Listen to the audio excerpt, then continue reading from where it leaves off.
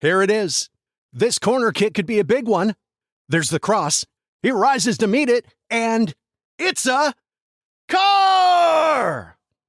Soccer's biggest tournament is here, and Enterprise is turning every corner kick goal into your chance to win a car. The moment a corner kick is called, post on X with hashtag #OnEveryCorner, hashtag sweepstakes, and tag Enterprise. If it's a corner kick goal, you could win. Winners may pick up their cars at an Enterprise or an Enterprise car sales location on a corner near them.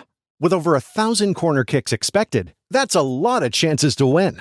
For more details and an additional chance to win, visit oneverycorner.com. No purchase necessary for legal residents of the 50 U.S. states and D.C., Puerto Rico, Canada, Ireland, the United Kingdom, France, Germany, and Spain who are 21 and older. Sweepstakes ends July 19th, 2026. Void where prohibited. Prize awarded if a corner kick goal is scored. For entry details and official rules, visit oneverycorner.com. I remember it was like 2015, 16, somewhere around there. And Rodney Hudson, our center, had just went to Oakland. And there was a big question, like, Raiders. Oh, man, where are we going to go with centers? And I'm like, man, I went up to John Dorsey, who was our GM at the time. I was like, John, I know a center. He might be tied up with another team right now, but I know a center. If you want to go get him, I think you'd fit in perfectly. You tried to get the Chiefs to trade for him? 1,000% every year. Well, not now. Now you guys got Creed Humphrey. Yeah, no, we don't need you now. Welcome back to New Heights, ladies and gentlemen, presented by Wave Sports and Entertainment and brought to you by our friends at Fireball, the pound-for-pound undisputed champions of the world. Whoa. A wonderful and delightful cinnamon delight. New episodes of New Heights come to you every single Wednesday, ladies and gentlemen, but subscribe on YouTube and wherever you get your podcasts and follow the show on all social media platforms at New Heights Show. Jason, talk to us, brother. What we got coming up? Yeah, we got another great episode, Trav. We got some free agency news to touch on between the Eagles and Chiefs. We get on all these rumors surrounding the Eagles and Chiefs. A lot of rumors. As well as a fantastic interview with my man, Rich Eisen. Unfortunately, Trav could not be there. He wasn't at the combine for this one. That's my guy. But, man, it's a doozy. And after that, we're also going to touch on a little bit of Pokemon, I guess. Pokemon. So, is it Pokemon or Pokemon? It's Pokemon. I think it depends on where you're at in the world. But first, as always, new news. Still a top 5 podcast, despite fighting off all these basketball and free agency live sports podcasts. And it's thanks to all of you. The 92%ers have kept this show going strong in the offseason. So thank you for tuning in. Before we get to comments, we're going to tell you guys the biggest news. The biggest. We're officially doing a live show. It's live! That's right. For the draft, the Wednesday before Thursday, round 1. That usually happens. Wednesday comes before Thursday. That's right. In Kansas City, we're going to be doing a live episode on April 26th at the Kansas City Music Hall. April 26th at the Kansas City Music Hall. We're really doing this, huh? I mean, those are dates and a venue. That means we're really doing this Wednesday, April 26th at the Kansas City Music Hall. Yeah, it's going to be produced by the Wave Sports Entertainment crew, as well as being brought to you by Live Nation. I'm sweating. I'm sweating right now. It's real deal. This is intense. I don't know if we're ready for this, but it's going to happen. New Heights Live in person, and all of our usual bullshit. So we will have some surprise guests. We're going to have a bunch of giveaways, and hell, maybe we'll even sign your baby. We're going to have a little baby signing station. That's right. Bring your baby and bring earmuffs for them because we are not censored and we are live. Tickets are going to be available for purchase via Ticketmaster starting Friday, March 24th at 10 a.m. Ooh. And I don't know how big the venue is. That's 2 days before it jumps off. That's going to be, that's going to be crazy. No. We're going to see. March 24th. The event That's going to be a 26th. Month and 2 days before. That's going to be wild. At 10 a.m. Is that Eastern time? I'm assuming it's Eastern time. I mean, the whole world runs on Eastern time other than you guys. The Midwest, the Mountain time, and the Pacific. When you say 10 a.m. Except for everybody outside of the Eastern time zone. Yeah, but when somebody says 10 a.m. without specifying, what do they mean? Midwest. Central time. All right, let's get to the fan mentions of the week. We had a lot of comments this week A lot of you seem to enjoy the Harry Potter talk, although some people thought it was a little weird that a sports talk show was talking about Harry Potter. But nonetheless, buzz. We got a lot of buzz, as well as our Workaholics poop dollar conversation. It got so much buzz. It was commented on by Blake Anderson. I think we all know Blake from Workaholics. Felt honored that he was inspired to comment on that little clip on Instagram, as well as Backstreet Boy Kevin Richardson. Big Chiefs fan, baby. Big Chiefs fan. I'm going to be honest. I was always more of a Backstreet Boy than an NSYNC boy. I don't know. You were. Where were you at? That was the battle in the house. Yeah, no, I had the NSYNC album. That was like the battle in the house, man. You had. You're just taking NSYNC now because you're buddies with Justin Timberlake. That's the only reason you're taking NSYNC. No. We were blaring that back streets back. All right. Dun, dun, dun, dun, dun, dun, dun, dun, dun. The fact that you're calling yourself a boy band fan right now is fucking. I mean, I wasn't a boy. I was a boy band fan then. I'm not a boy band fan necessarily now. But I feel like when you grow up with them, you retain that knowledge. That 90s era was a little different, man. Backstreet Boys, NSYNC, 98 Degrees, Cincinnati, Nick Lachey. All right, I see you, Jason. You know you're going to O-Town. I'll never forget when I was on a bus to some summer camp and somebody told me about Backstreet Boys. I was like, what the heck is Backstreet Boys? And then I listened to it and I was like, this stuff's pretty good. You were like, oh, this is Backstreet Boys? I got told in the same bus ride about Backstreet Boys and WWF, two things I had known nothing about. And they both ended up being an enormous part of my childhood. So thank you to the skinny kid that was sitting next to me. I forget what your name is. But, it was awesome. He was a skinny kid, though. You need to eat. Yeah. You got to eat, kid. If you want to be I'll tell you what, he knew his WWF and his Backstreet Boys. Let's do it, man. I love it. Shout out to Kev Richardson, man. Why did you like NSYNC more? Gosh, man. I mean, JT just had the star power, man. He just had that star power. He did. Yeah. He had the star power. You've always been more of a dancer. And I feel like NSYNC was definitely a more choreographed dancing crew. Whereas Backstreet really just focused on the vocals. I can see that, though. I can see where you're going with that. Definitely more flashy, for sure. I mean, right?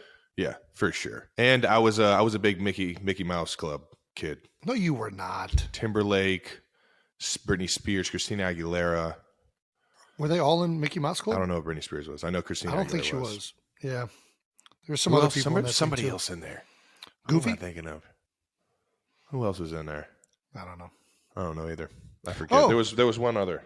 They were all in there along with Ryan Gosling. That's the one I was missing. I knew it. I knew it was a star-studded crew. I remember seeing those little videos of him in Mickey Mouse Club when La La Land was making the rounds. Look at you. Great movie. Look at you. I think La La Land won an Oscar. Yeah, I didn't even need to go to the Oscar party. Saw that. All right. But what we really got everyone going last week was obviously the Harry Potter segment.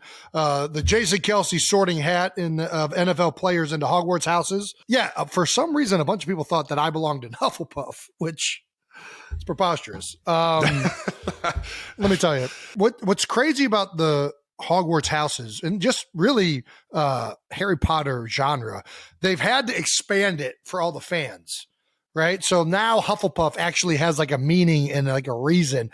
But I read the books. All right. You ain't fooling me. There was Gryffindor, there was Slytherin, there was Ravenclaw. And literally in the books, it says, and Hufflepuff took all the rest. Hufflepuff is just leftovers. All right. The smarties were in Ravenclaw, the goodies were in Gryffindor, and the baddies were in Slytherin. It's as simple as that. You don't need to overcomplicate this. And I ain't no fucking Hufflepuff. All right.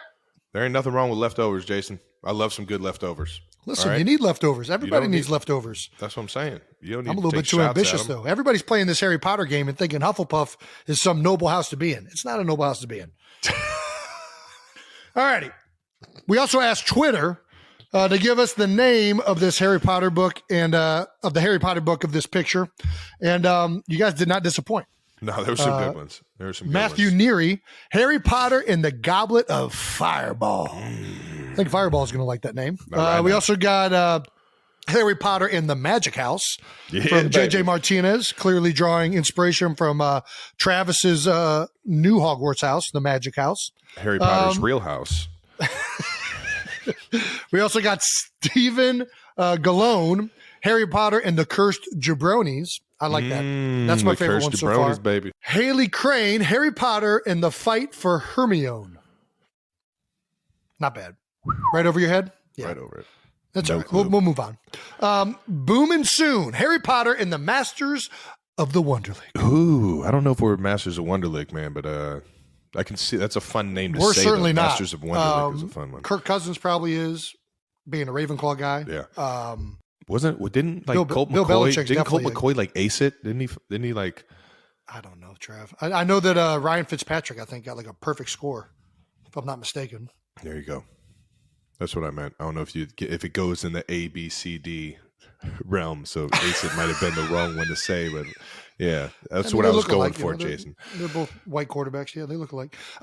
We also got Harry Potter and the Tush Push by Kmart. The Tush Push. Yeah. Of all of them, I like the Cursed Jabronis. That's my favorite. Or the Goblet of Fireball.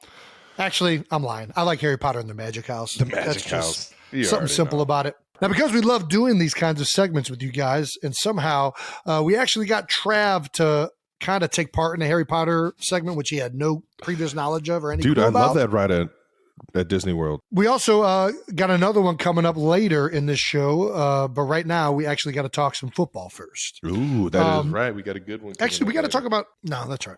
Did you post that what house you got in?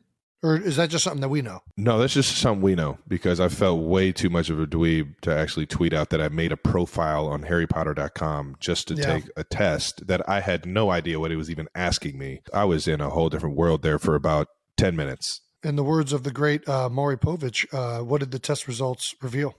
I don't even know what that reference was. And now I'm scared to tell you. I was a Gryffindor. I was in Harry Potter's house. And there was honestly, there was nothing to skew it. There's a lot of people saying you belonged in Slytherin. I immediately called out Jason for when he said that he was in Gryffindor because it's like, if you know what house you want to be in, you can skew the answers of the test to like be in that house. So I think Jason kind of skewed his answers. I don't know went if in that's blind. True. I just answered everything honest. I was just clicking on shit. I said I wanted to walk through the forest path. I was a big forest path too. Yeah. I mean, we both got in Gryffindor, so I think we had a lot of similar all right, answers. So anybody that wants to be in Gryffindor, just pick forest path. Well, stop giving away the answers. We don't want anybody to get into Gryffindor that doesn't belong in Gryffindor, Travis. That's how you fuck up Gryffindor. You're going to have Slytherins all wandering the halls, or much worse, Hufflepuffs. All righty, let's get on to the football segment of the show. Let's tee up the bold topics. No longer 12 bold topics because we don't know how many topics we're even talking about. Who knows how many topics we're getting into? So let's sprinkle in the recap of all the NFL free agency tabs. If that sentence even made sense. Yeah, it makes sense to me. And we're going to start with the Chiefs. Let's start with the Chiefs, baby. Who haven't we talked about yet? The Chiefs have officially signed from last week. Defensive end Charles Omenihu signed a 2-year contract with a value of $20 million. $10 million a year. Must be a pretty good defensive end. $20 million. Where was he from? Is that the guy that was in San Fran? Francisco. Dude, that's a good player. You're going to enjoy that guy. Yeah, we are. Runs games really well. Explosive. Comes inside on third down. Good player. Talk to us, safety Mike Edwards signed a 1-year, $3 million deal to solidify the back end of the Chiefs. I like it. I like that. That pickup is good, man. He's a ball hawker, man. Who doesn't like solidifying that back end? I like defensive backs that can catch the football, and Mike is one of them. Are you sure? There's nothing more frustrating than seeing a guaranteed pick just go right through someone's chest. I agree. Just hit somebody right in the chest. I agree. Yep. How did we get here? It's a disheartening feeling. No, I like that pickup a lot, man. And obviously, we lost my guy Juan Thornhill to the Cleveland Browns, baby. He's up in Cleveland. Going to Cleveland? He's in the homeland, baby. Is he going to live on the west side or the east side? All those guys live on the west side. They're all west side guys. You already know if we ever went back to Cleveland, we'd be east siders for life. But I respect it. There's no freeways on the east side. You can't get anywhere fast. So I get it. Juan isn't the only guys you guys lost. You guys lost quite a bit. Andrew Wiley signed with the Commanders. My guy. $24 million deal. Big Drew. Colin Saunders. I love it, Andrew, man. We're going to miss him a lot. Colin Saunders, another dude that I absolutely love. These are like locker room favorites, man. Like it's going to be interesting. This is the hard part. When you're a good team, you realize that a lot of these players are going to get picked up. Whenever you've done well and win the Super Bowl, usually means you play pretty well. Yep. That's teams usually how want it those goes. guys in their locker rooms. Sir Bink.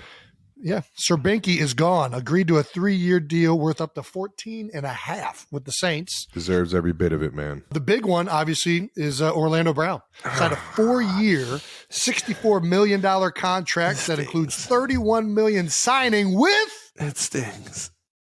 the Bengals. It stings. He went to the dark side. He's officially in Slytherin. He went to the dark side. How do you feel about this? It hurts. Hurts my soul, man.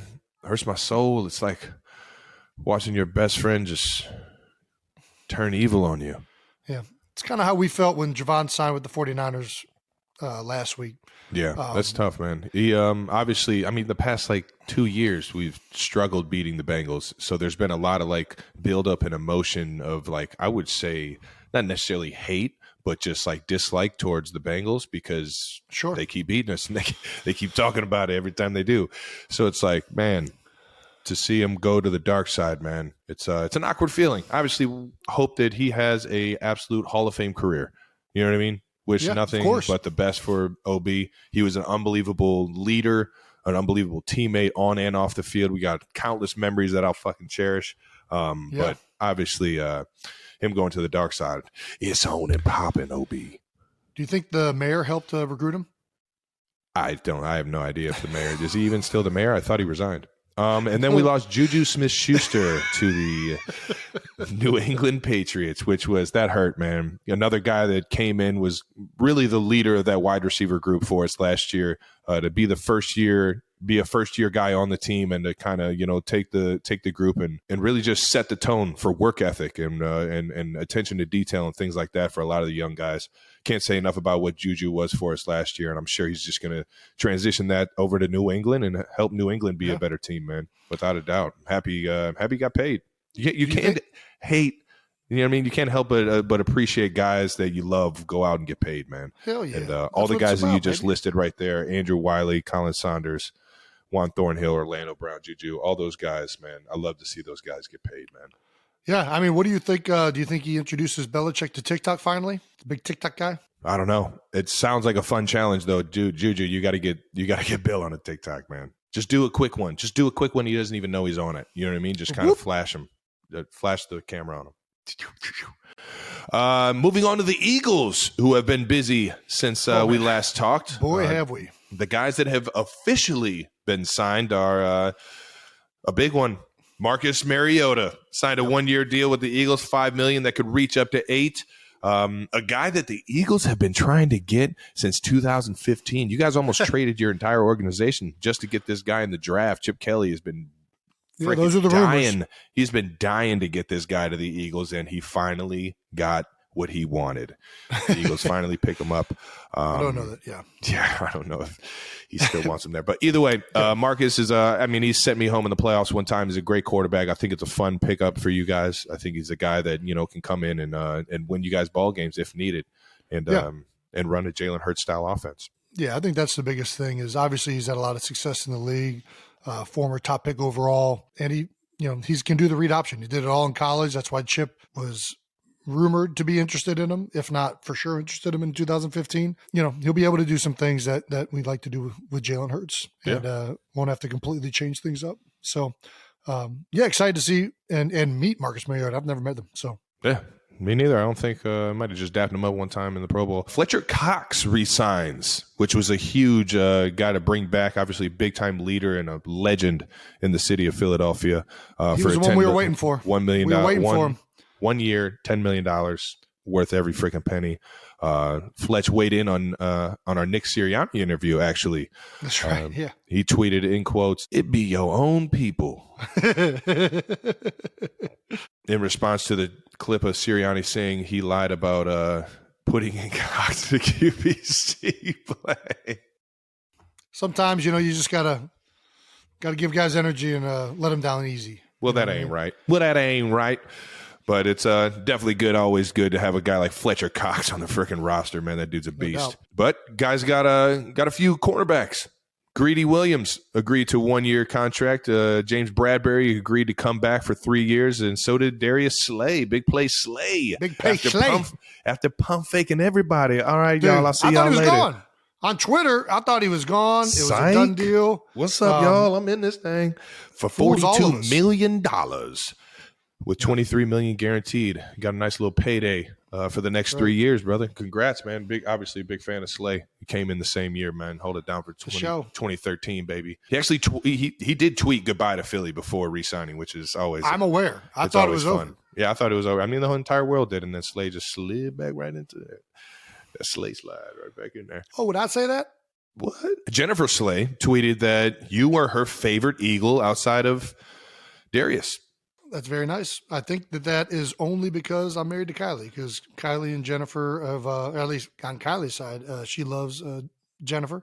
Nice. And so I feel like this is 100% just Kylie. Yeah. Well, I mean, you get attached to people and you start cheering for. Yeah. No doubt. So it's going.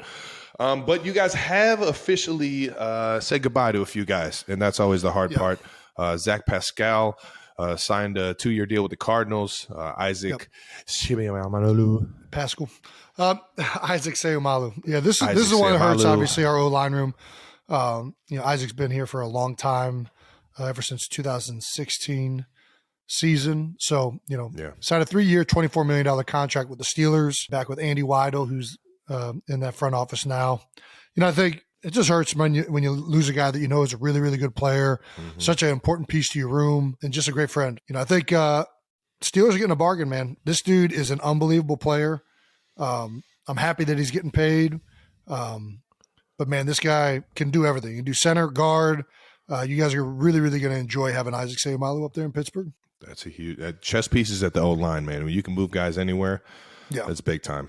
But well, he's a pretty darn good guard. So one of the best in the league. Surprised, but Well, more power to you, Isaac. Go ahead and enjoy Pittsburgh, man.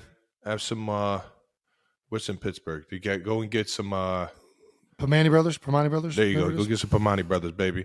Miles Saunders agreed to a 4-year deal to the Colts, right? He's over there with our guy Frank Wright. Can you pronounce one of my teammates' names right? Is it not Zach Saunders? Pascal, Isaac Seumalo, Miles Sanders. It's Sanders. Do you watch any of our games? Saunders. You're just getting confused with Colin Saunders. Saunders. Kels. It's all the same, man. All right. I'm sorry, Miles, if I've been saying your name wrong this entire time. A big fan. I really am. All right. So, yeah, he's with the Panthers. Let's go, Miles. No, excited for Miles. He's a big part of our offense, obviously. I think that, he was a guy that whenever we called his number, he showed up. And I'm just excited for him to get an opportunity and get paid. He's an unbelievable player. Did you hear that? Did I? How can you not hear that? It's amazing. It just comes out of nowhere, just like a Girly. It's all right, why? It's all right, Kai. Keep going. All right. So linebacker Kaiser White. Did I say that one wrong? Yep. No, you nailed that one. Nice. Knew it. Kaiser. Signing a 2-year deal with the Cardinals. Getting out there. So you guys lost 2 safeties, 2 linebackers. So you guys kept your corners and lost 2 safeties who we were getting to next. Marcus Epps and CJ Gardner-Johnson. Both of them, Epps went to the Raiders, came into our division. So it'll be a challenge going up against him twice a year. And then, Gardner-Johnson went to the Lions with an interesting scenario. This is the hot topic right now in Philadelphia. Obviously, re-signed James Bradbury, Darius Slay, and Gardner-Johnson, unfortunately, walks. And Fletcher Cox. We signed Fletch, too. Yeah. So, CJ, unbelievable, really, really good young player. Signed an $8 million deal with the Lions. Can't complain his about agent that. tweeted the terms that they were negotiating with the Eagles, which is, I thought, very odd. I don't think I've ever really seen an agent tweet out contract negotiations, especially ones that weren't agreed to. Like, is a kind of a, I don't know, just never seen that move done. Was he trying to clear the air? Like, I mean, obviously Eagles fans are upset that we didn't re-sign CJ, and there was leaked that the terms that he turned down was a 3-year, $24 million deal, which if you do the math on that, it's 8 per year. But I think what it doesn't say is he kind of said that it was like all backloaded, like $17 million in year 3. He just wanted to say basically I didn't screw up this contract negotiation, which I don't know if he did or didn't. I know that CJ's worth a lot more than $8 million a year. as a player. Dude's a baller. But there's a lot of things that have to fall in place. Yeah, I don't know. I don't really know what else I want to say on it. Good luck to CJ, dog. That's his best. Sure. That's the best you could put it. I hate to see situations kind of unfold like they did. If that's if that's really the case, but like you said, he's a great football player, and he's going up into Detroit where they got a great team of Detroit defense that flies around. So I mean, he's not going to a bad scenario. No, he's going to a great scenario, and they got better this offseason. I mean, Detroit was really, really good at the end of the year. Yeah, Dan Campbell, baby, biting they kneecaps. finished on a pretty dang good note. I think there's a very bright future up there in Detroit, and you guys just got an unbelievable player there for a steal. If you just look at his playing ability, no question about it. So free agency questions is having an agent versus a player repping themselves when it comes to free agency. Is there do you have any opinions on which one's better, or if it's silly to just kind of player rep? I think most people should definitely have an agent. Without question. You almost dove into player repping. I did. Early on when I was redoing my first contract, I was thinking about trying to do it myself, talk to my agent really to fire him. And we came to an agreement. And man, it's the best thing I ever did because they got me more money than I thought I was going to get. And you would have definitely signed a deal for less. I would have definitely settled for less. They threw over the first offer and I was like, all right, let's sign this puppy. And then they were like, Jason, we can get more out of this. You don't sign the first offer, silly. You don't? That's what I've been doing. I see that's a lot of money. I'd take that I'd take that as fast as possible. Can I sign that now before it's off the table? I think it's beneficial for most players to have an agent. Now, there are some guys that are doing it without an agent. Shout out to Laramie Tunzel, who's signing great contracts by himself. That a boy. I mean, just very impressive. But I think it's beneficial for a number of reasons. One is hopefully they oversee the deal. They have connections. They know what you're worth, like all of these things. Yeah. But then also it's nice to just have a buffer between you and the team so that, the business side can remain kind of separate from you. You know what I mean? You already know. Somebody comes to me, they're like, hey, why haven't you responded to the whatever? And I'm like, man, I don't have nothing to do with that. That's my man JB's handling that. I'm just here to play football. I ain't got that. I'm just here so I don't get fined. So I think, I do think it's important for most guys. Now, I do think they should make the agent process harder to get. I think there's a lot of bad agents. I really do. I think a lot of guys get misinformed. I think free agency is hard to navigate in general because there's a lot of competition. Usually there's a top tier of guys that every team is going to go after that is in need of that position and has the cap to. And then, after that, money kind of dries up quick. And, a lot of guys end up signing deals in the market that quite frankly, I think is below what they should be at. Yeah. And, I think a lot of that sometimes comes down to the agent just misinforming them or trying to drag it out. And then all of a sudden you just don't have an option. And I think that happens across the league to a lot of guys, quite frankly. I think they should make it much more difficult to get an agent's license and certification. I think there's a lot of bad agents across the NFL. I think there's a lot of misinformed players. Guys sign bad contracts. I mean, the numbers that are released don't tell the whole story, which is one of the things that I can't stand. Like, oh, do you believe they signed that guy for that? And I'm like, dude, that might not be that. That could be half of that. You have no idea what the terms of this deal are. I cannot, and agents will tell the team to release, you got to release the high number. My guy needs to be a top 3 guy so that they can go recruit more guys. I'm like, there is way too much, honestly, bull crap on the side of agents and things that are released in the media just to artificially inflate things. Yeah. And it's misleading. It's misleading to players. In my opinion, the NFLPA should do more about this. I think the NFLPA does a great job in general. I'm not here to crush the NFLPA. I think that they should be making the agent process much more difficult and getting better representatives. Weed out the bad ones, man. Yeah, man. Find a way to weed out the bad ones. There's too many guys that I think are not represented well. And on top of that, if there is a situation like I want to get Laramie on here and let's talk about what his situation is. You know what I mean? That is a great point. I would love to know how he's trusting it because there's no way I can trust myself to look over a contract or anything like that. So there's got to be some type of legal team that he is teaming up with. Yeah, what he probably does, he pays a lawyer or a law firm a certain law hourly rate or whatever it is to look over the contract and make sure everything's dotted. Yeah. I would bet. But I think it does help when you're like the best tackle in the NFL and you're going to make everybody top wants dollar. You. Yeah. Yeah. I mean, he's able to, he's got a big hammer there being as good as he is. Do you find out what's going on in the Eagles organization as like it comes across through like Adam Schefter and everybody, or do you kind of know like ahead of hand? Sometimes you find out over the media. Actually, the majority of the time you find out over media, I would say. Yeah. And then I think sometimes, though, there's some moves that happen that throughout the week you've kind of heard rumblings of, or, it's been leading to that direction. Or you've heard going into free agency, you've heard through the grapevine that, we're interested in this guy or this guy. Who is it? And then when it happens, you're like, oh, that doesn't. Give us an example. Give us an example. I don't want to do that. I think sometimes sometimes you don't know. I mean, the team doesn't know, so you can't know everything. I mean, these things are happening, on a deal by deal basis. They might go want one guy, then all of a sudden he's gone and it's on to the next one and you don't have a clue what's happening. So it's just kind of similar to the draft a little bit, but you have even less control in the draft. Yeah. Unless I have like a random conversation with somebody who's in a situation like that and they kind of spill the beans on where everything is, or if I just randomly like hit up Brett Veach every single day in the offseason to figure out what we're doing with the Chiefs, he'll sometimes tell me. I'll tell you what is a good way to know who you're kind of targeting in free agency is if they ask, or if you kind of get told that they're interested in a guy and you kind of help with the recruiting process. Yeah. Like I'll never forget when, Jeff Stoutland told me that they were interested in getting Brandon Brooks. I'm like, dude, please get this dude here.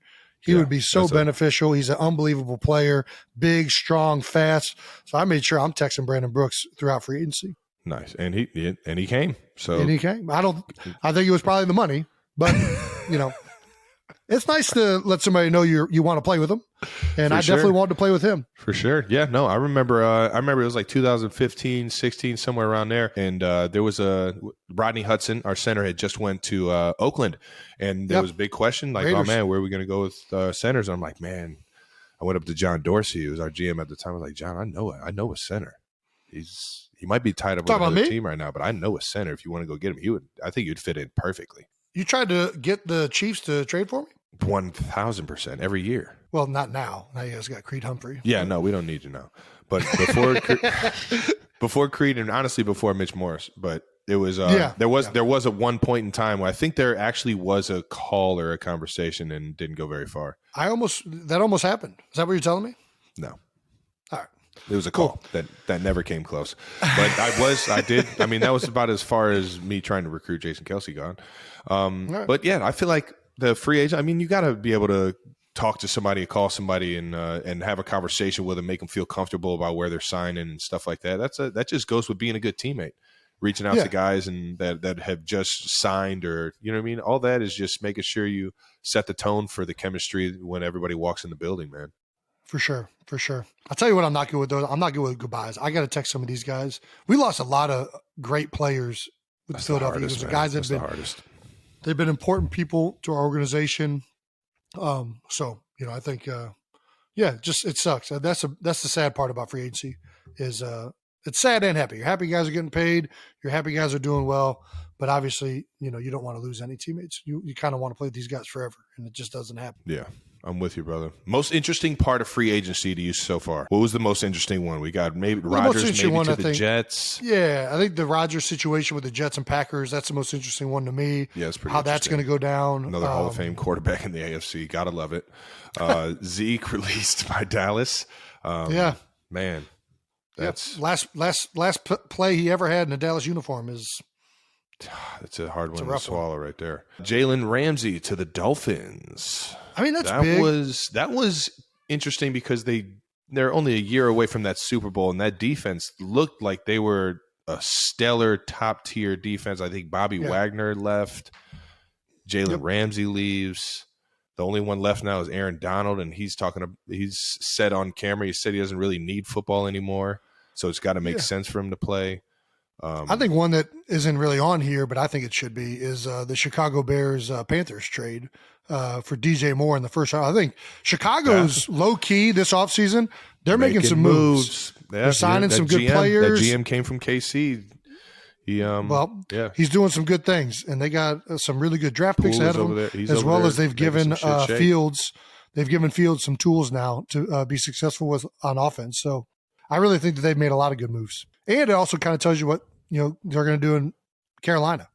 Frank Reich down there, I guarantee, former quarterback. Frank Reich's in Carolina, man. We just talked about it. I think that'll be an interesting scenario. Obviously, Derek Carr to the Saints. I mean, shout out to the Saints for giving him another chance, man. I think he got a bad rap in Oakland and Vegas. If you look at the stats, he's been one of the best quarterbacks over a decade. He's been great. I base football off of guys that can just, in time, make decisions that change the exact anything that's going on. So me and Derek were playing in a Pro Bowl out in Hawaii together, and by the end of the first quarter, really the middle of the second quarter, the defense that you're playing has seen every single play that you got. Sure. Unless you have like a trick play in your back pocket that you want to fucking pull out at some point, you just haven't. So it's like you got to start improvising if you want to make something shake. So I'm telling Derek Carr that I'm gonna run this route, I'm gonna run that route, and I think I had like 180 yards and 2 touchdowns. Is this the one? Did Derek Carr get you that Kia? No, he didn't. Derek Carr got you that Kia? Andy Dalton did, and that was another Buns stat of like 3 catches for 36 yards and a touchdown got me a free car. But Derek Carr got me the most yards that I ever had in a Pro Bowl. I will say, he threw 2 tutties, and he was just out there improv. I was supposed to run a corner. I told him I'm about to run a corner post, and he was like, "All right, deal." And he threw that thing right on the money, right on time, tutty. I will say, I don't know much about what happened with the Raiders and Derek Carr. He had a lot of good numbers. Everybody I've talked to that's played with the guy has good things to say about him. Offensive linemen, skill players. So, hopefully it works out in New Orleans. They got a pretty good team surrounding them too. That team really, what they're missing was a quarterback. Their defense has been and still is a very, very solid defense. Offensively, they've struggled to move on after Drew Brees. So hopefully Derek Carr can be the answer. Well, I mean, Derek Carr's got to battle it out. Jameis Winston, famous Jameis. That's right. Jameis was playing good before he got hurt, right? Yeah. Didn't he? Yeah, and he's thrown like 30 touchdowns and 30 interceptions in one season. It's crazy. Yeah, no, that's not a good 1-to-1 ratio is bad though, right? Hey, listen, Peyton Manning did it. Let's move on to free agency rumors. Let's get to what everyone wants to hear about, Jason, what we know about the free agency rumors. And we got a big one in the Eagles rumors. You guys just brought in Texas running back, the number 1 kind of rated running back, Bijan Robinson. Yes, sir. I was actually lifting this morning, saw him in the building, met him. Nice. Well, let me tell you, looks the part. Ooh. Looking pretty good. Listen, that's half of you can pass the eye test. Hey. You got a chance. First test, eye test. All right now. Doesn't mean anything. Absolutely means absolutely nothing. No, I mean, I think that means we're drafting him, right? That's what that means. That right? does not. Bringing him. Why would we bring him into the building if we're not drafting? Because you bring in everyone. You're going to bring in probably the top 5 running backs if you're bringing in running backs. So this is a part of the draft process. They bring in all of the draftees, not necessarily all of them, but you got up to 30 team visits that you can go on as a draftee, and you kind of pick and choose the ones that fit your skill set the best, I would assume, or give you the best chance to get the highest draft pick. That's adorable. You had 30 choices. No, you get the teams 30, get right? 30. The teams get 30. See, this is news to me. You want to start this over? I think. So the teams get 30 guys to bring in, and they brought in Bijan Robinson. Nice. Yeah, you guys are definitely drafting him first round. Yeah, I think that's what that means. 100%. It also could mean something else because the San Francisco 49ers brought me in on a team visit. And I remember Jim Harbaugh coming up to me with excitement. No, they came up to me, pumped up, a lot of energy, shook his hand. We talked about some Euclid Beach in his early years going to Cleveland for the summers. Jim Harbaugh. Oh, okay. Yeah, him and John Harbaugh used to go up to Euclid Beach in the summers, man. It was cool talking a little Cleveland talk with him. But he, the first thing he did was shake my hand, grab my arm, and kind of size me up, look me up and down. Did not pass the eye test. Because who did they draft? Vance McDonald, who 1,000% passed the eye test. Yeah, it's a good eye test, guys. It's a good eye test. If I get A+ eye test, A+. Plus. The guy was a freak in nature, man. He's an absolute beast. And then, yeah, where else? Do you have any fun? I went 2 places, I think. Well, 3. I went to St. Louis, Kansas City, and then the Philadelphia Eagles were my last stop. It was very late in the process. Wow. I went to Capitol Grill with Howard Mudd and Eugene Chung. And I was like, what is this crazy offensive line coach, Howard Mudd? He's a very unique person, to say the least. Yeah. And, I knew that he had coached Jeff Saturday for years, who obviously was one of the guys that I looked up to as an undersized center coming out of college. I thought it went good. It felt like it went well. Well, it did because they ended up drafting you. They did, yeah. Met Andy first time. Did he? Was his stash bright red then, or was it kind of like starting to change a little bit? It was big red. Big red. All right, now I got another good one. But the other hardball went to the Ravens. The Ravens asked me to come in. I go to the Ravens facility. I'm meeting everybody. I meet Harbaugh. We're talking about Euclid Beach again. And Harbaugh brothers just love talking to you. No, we had some good convos. And it was they were awesome. They were just awesome guys. Obviously, John was also at the University of Cincinnati as well. He stopped through there. But I met one of the guys that I had I don't want to say idolized. I just always looked up to because Uncle Don, our uncle, who also played college ball. Purdue. He was up in Cleveland and ran into Ozzie Newsome, or went to a signing that Ozzie Newsome was at. And Ozzie Newsome at the time was the GM of the Baltimore Ravens. And he went to the signing when Ozzie was playing for Cleveland. So obviously a Hall of Fame Cleveland Browns tight end. And he got a picture signed to the Kelsey boys with Ozzie Newsome's signature on, as him dunking on somebody in the end zone. And man, I was excited to meet Ozzie and tell him, you know what I mean? Like, dude, I'm a Cleveland kid. Such a big fan. I saw you. This is like, I see this picture in my mind when I think of Ozzie Newsome just being a stud. And I walk into the room and it was immediately sit down. I was just like, oh shit. I sit down. I stand straight like this. He hits the clicker on the TV and it's like 6 plays in a row of just personal foul penalties. You had a bunch in college. Dude, I had way more, but it was at least one a game. And he went through it and he paused it after the 5th one, just paused it, put the remote down and just looked at me. He's like, son, are you an asshole? I just looked at him. I was like, well, after you just played all those clips, I don't want to Clearly, I'm an asshole. You know, you just showed me all of these clips. I'm like, do I need to clean that up? Yeah, I need to clean that up. It's a 15-yard penalty. But I'm a good dude. I promise you I'm a good dude. I'm not hard to work with. I'm a team guy. I just play with a little bit of fire that I need to control sometimes. And, he was just kind of staring. He was like, yeah, man, we don't need assholes. I was just like, well, noted. And that was something that I had to work on, was those personal foul penalties. Still had a few in my earlier years. Hopefully I don't have any more. Kind of had one already last year, but we're moving on. We're moving. You know what I mean? We're doing better. All right. Another fun one real quick. I went to at the time, Washington Redskins, now the Washington Commanders.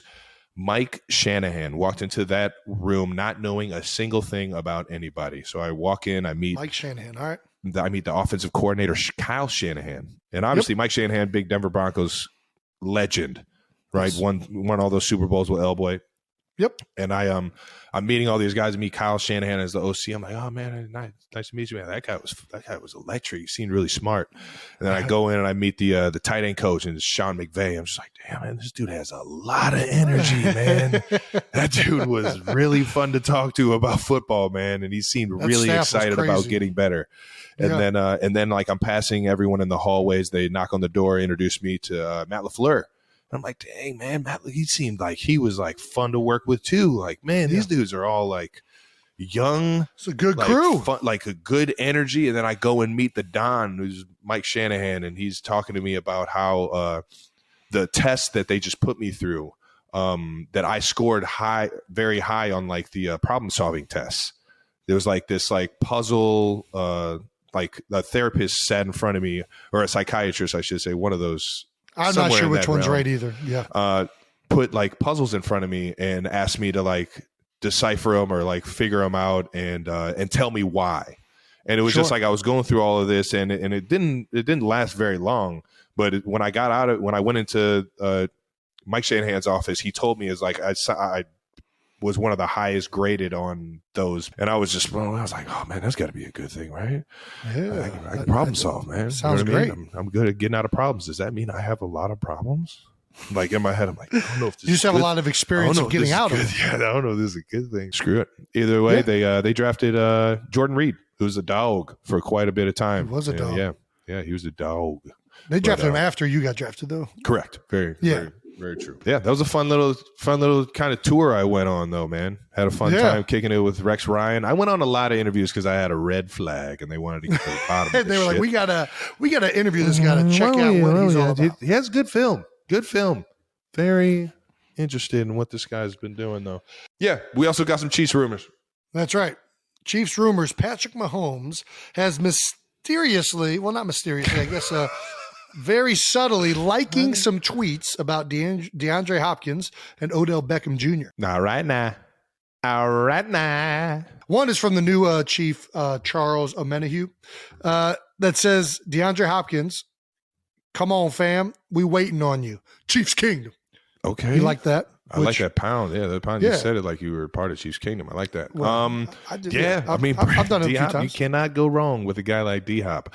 I do know that he is with the Cardinals, so that might be tampering. I'm not sure what is qualified under tampering, just liking a tweet. I don't think that's tampering. Just liking a tweet. All right. Never mind then. Well, no, I think our guy tweeted it. But either way. Well, Yeah, it's definitely tampering. All right. The other is from Des Bryant that says, I wouldn't be surprised if Odell or D-Hop go to the Chiefs. I wouldn't be surprised if both guys go to the Chiefs. Both? Just double down there with the second part of that tweet. And we got some dogs in the receiver room right now, though. That's the thing. I get it.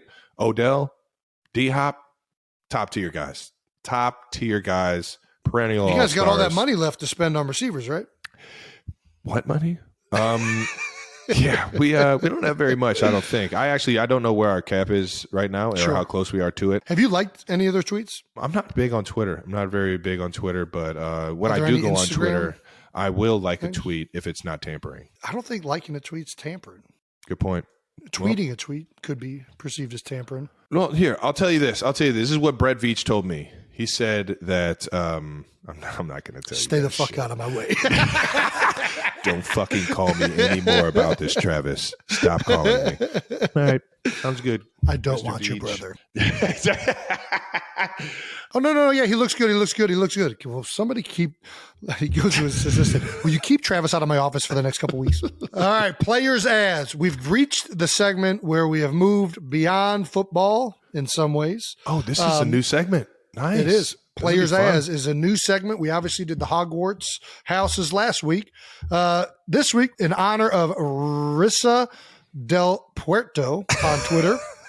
We're killing it with the pronunciation. I think I got that today, man.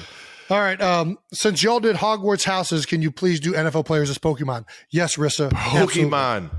Listen, man, do you remember the Pokemon days? Fan? I do. I remember. Man, we were on my Game Boy. I had the blue and the red one. Mm-hmm. Beat both of those games. I think there was another. There was like a gold one at some point. Yellow, yeah.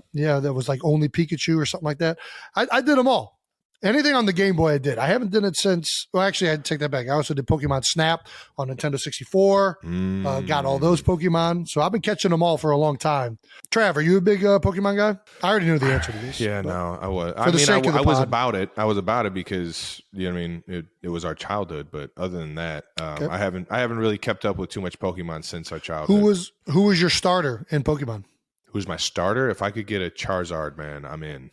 Charizard, you don't start with Charizard. Charizard's the end product. Damn it. You get three choices. You get Charmander, Bulbasaur, Squirtle. Those are the three original choices. Well, Which one you start Charmeleon. with? Charmeleon's another, again, that's down the road. Can't go straight to Charmeleon. You got to start off with the adolescent years. You got to start off with the Charmander. Charmander. So you're a big fire guy. Big fire guy. I'm not going to lie. I think Charmander was the first one I chose too.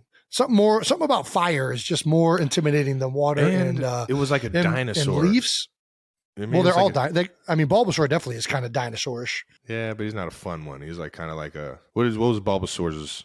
Bulbasaur was kind of like your leaf eating. It's like a vegetarian. That's why I think I always went for the Charmander. Charmander seemed like a carnivore. Yeah. Who knows really? Mm-hmm. And Squirtle, I mean, it's just hard to get. In hindsight, I like Squirtle a lot, but when you first start the game, Squirtle's not a big go-to. You hear the name Squirtle, and you're just like, I'm not impressed. Yeah. So what, we're gonna squirt him to they death? should have. Yeah.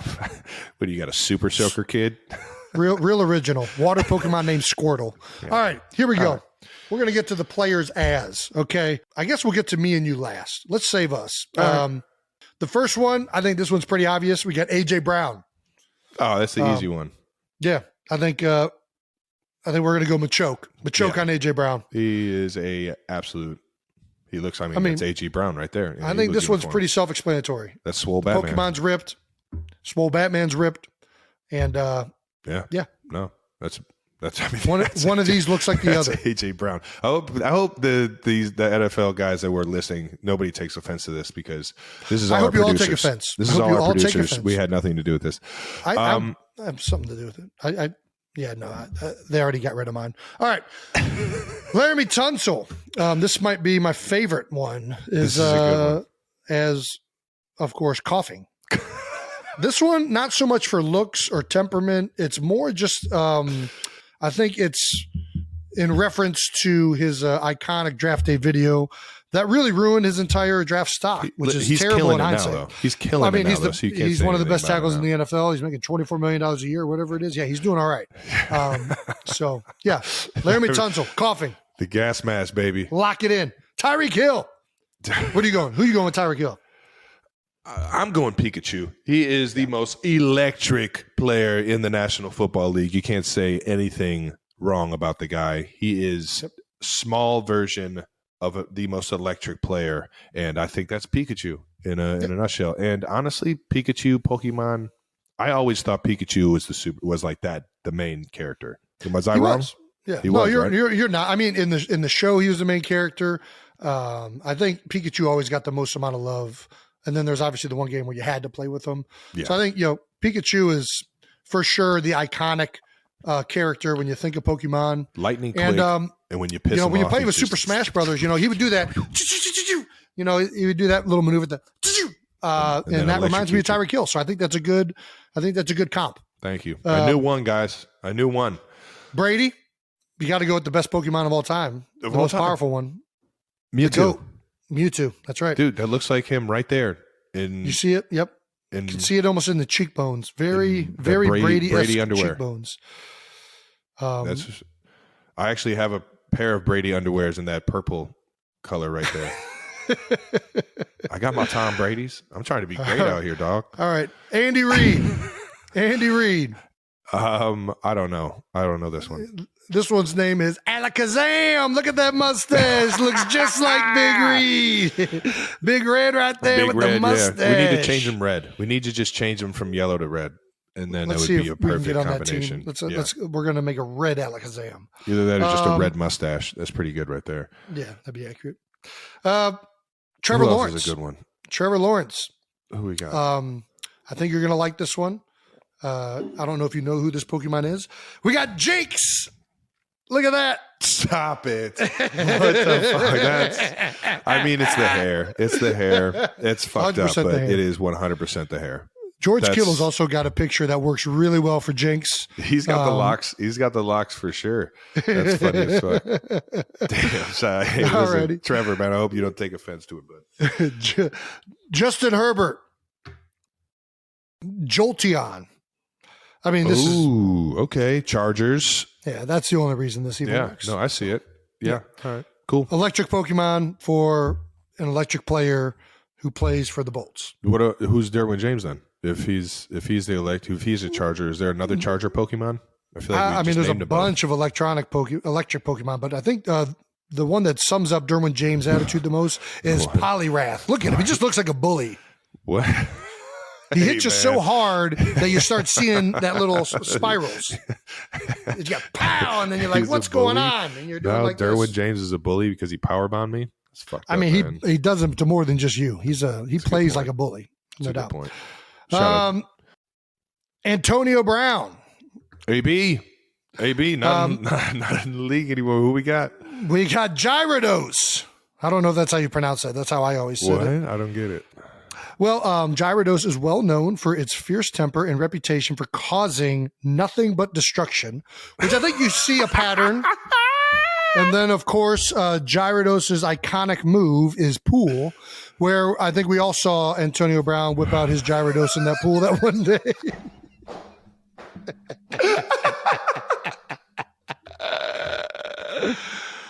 All righty. That's it. That's all we got. I don't know. There's nothing else we really got. No. We got to get me and you. Oh, yeah. Me and Travis. Do you want to do me? Yeah, I'll do you. You're the snoring one.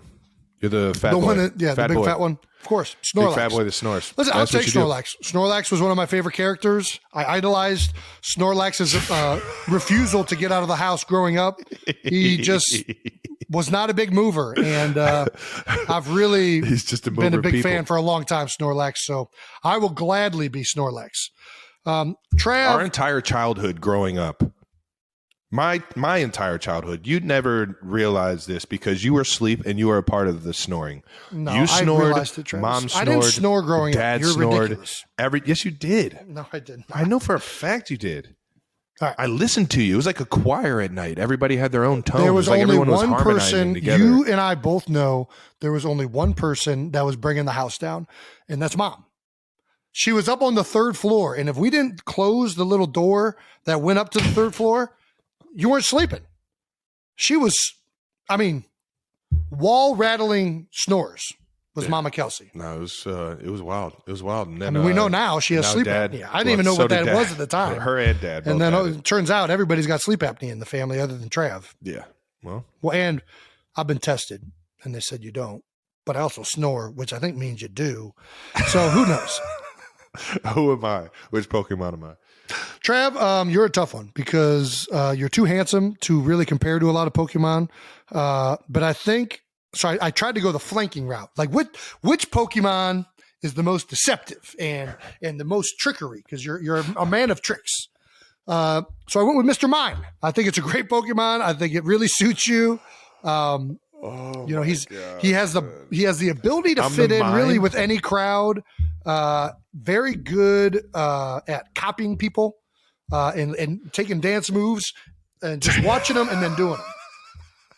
So I'm going Mr. Mime. I've just been a mime my whole life, man. I've just been running routes like receivers and acting like, I don't know. I guess, that's what that is that's a game day fit right there. That is a game day fit. That looks like a game day fit made by like some Italian designer that was trying to change the way we look at fashion. He looks like a mixture of like Pinocchio and I don't know, some evil spirit. So what designer would that be? Would that be Mani?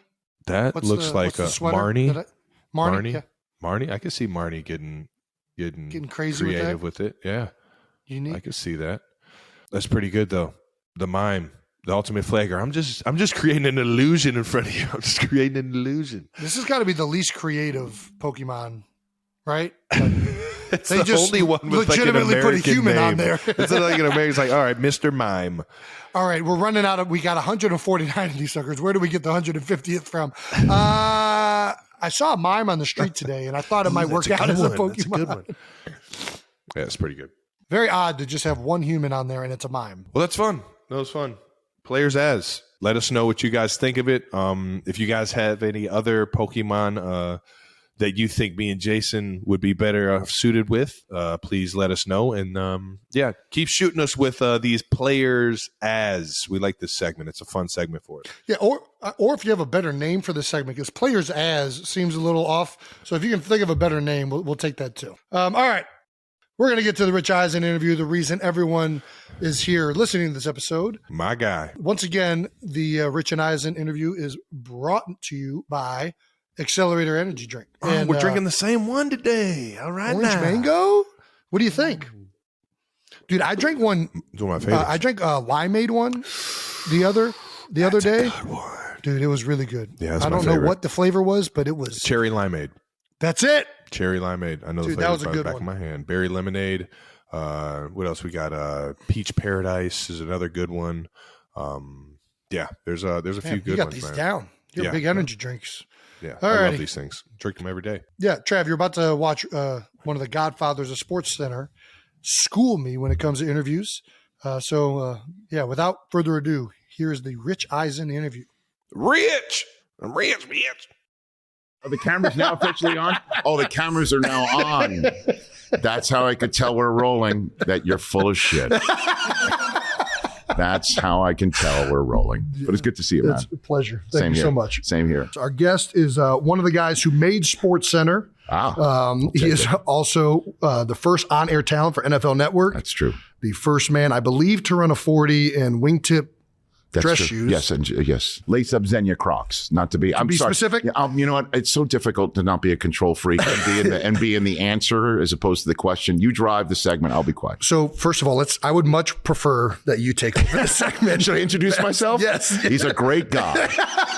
He's a great guy. His name's Rich Eisen here on New Heights. By the way, congrats on this pod. Thank you so much. It's been fun starting it. I've talked to Trav more than I've talked to him our entire careers. That's cool. So it's been fun to kind of, between the pod and then the Super Bowl with the family, which you were kind enough to do with my folks, we've been closer as a family than ever before. How great is that? Fun. Yeah. That is great. Yeah. And it was great having your folks on my show. Yeah. Yeah. So I've had Ed, I've had Donna, I've had Travis, and here I am on yours first. That is what we would call an upset. Like I didn't see that one coming. Yeah. So I guess this kind of leads into a topic I did want to ask you. Okay. What do you think of the athlete podcasts that are out now? As someone who is a professional in journalism, has been. Yes. You've seen the evolution of media. Okay. What do you think of all? Because they're only going to get more, right? Sure. Like that, with the success of them, they're going to keep popping up. It's great. Look, I mean, when the NFL Network started 20 years ago, by the way, the first show was called NFL Total Access, which is still called that name, but they called it that for a reason, because fans want access more than ever before. Yeah. And so I took the approach for my job, like I'm kind of going to be in the middle of what NFL Network is going to be and how it might evolve and become, that I'm going to take the fan and put him in my shoes, like the fly on the wall, all that conversation. So fans can't get enough of inside real talk. Yeah. And so you and your brother are providing that here. If you're talking about the other athlete podcasts like Brandon Marshall's and the Pivot and the rest of what I'm seeing out there, this is real talk. Like you're getting real conversation.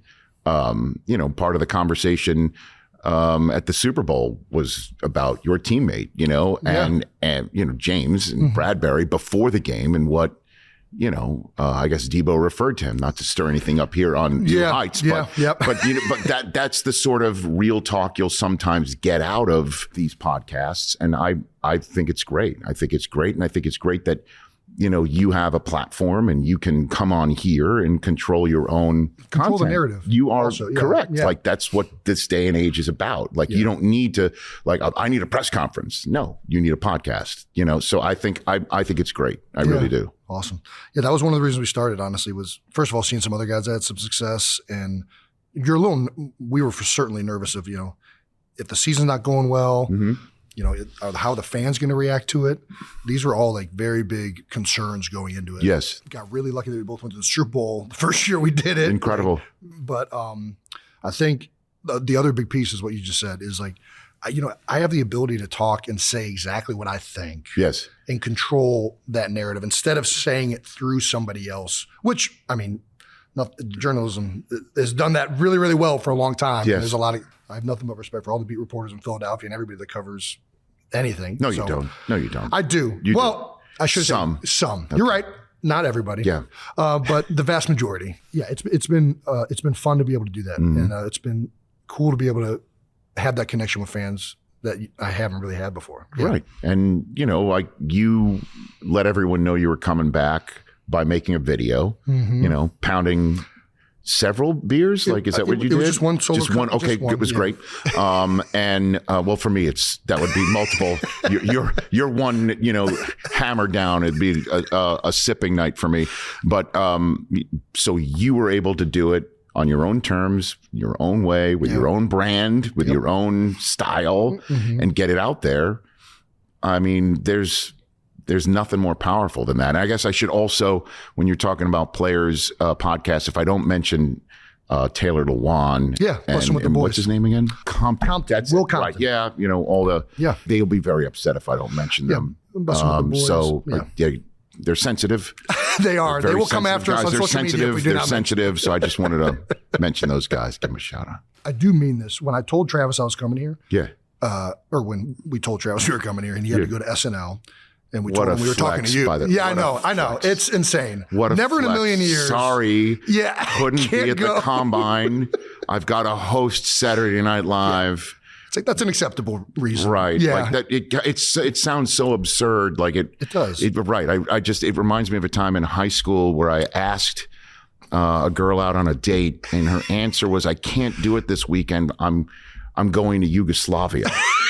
And I thought, that's an elaborate way to cover your tracks of saying no. As a matter of fact, but her family did actually go on a trip to Yugoslavia. It wasn't fabricated. It was it turned out to be true, but it just sounded so absurd. It had to be false, and that's the way. Sorry, I can't go to the Combine. I got to host SNL. Yeah, that's what that sounds like to me. So, but he's going to be great at it. I think he's going to kill it. It fits so well into him. I mean, they make it so easy for the host and that whole crew up there. I'm sure it's going to be awesome. I can't wait to see what they're going to cook up. Yeah. When I told him I was talking to you, he was like, he was so excited. He's like, man, I wish I could be there. Yeah. Because we grew up. You, Stuart Scott, Dan Patrick, Scott Van Pelt, all you guys at Sports Center were one of the reasons that we were into sports, besides loving and playing. Yeah. Like, we could not wait to go to the TV and watch Sports Center. And you guys were unbelievable. I love doing it, man. Yeah. I loved doing it. 7 years I did it. And I was 26 when I first got there. Yeah. They hired me out of Redding, California. Yeah. I was a local sports anchor in Northern California, the Redding Chico market. It's entirely possible Aaron Rodgers was watching me as he was eating his Fruit Loops in Chico.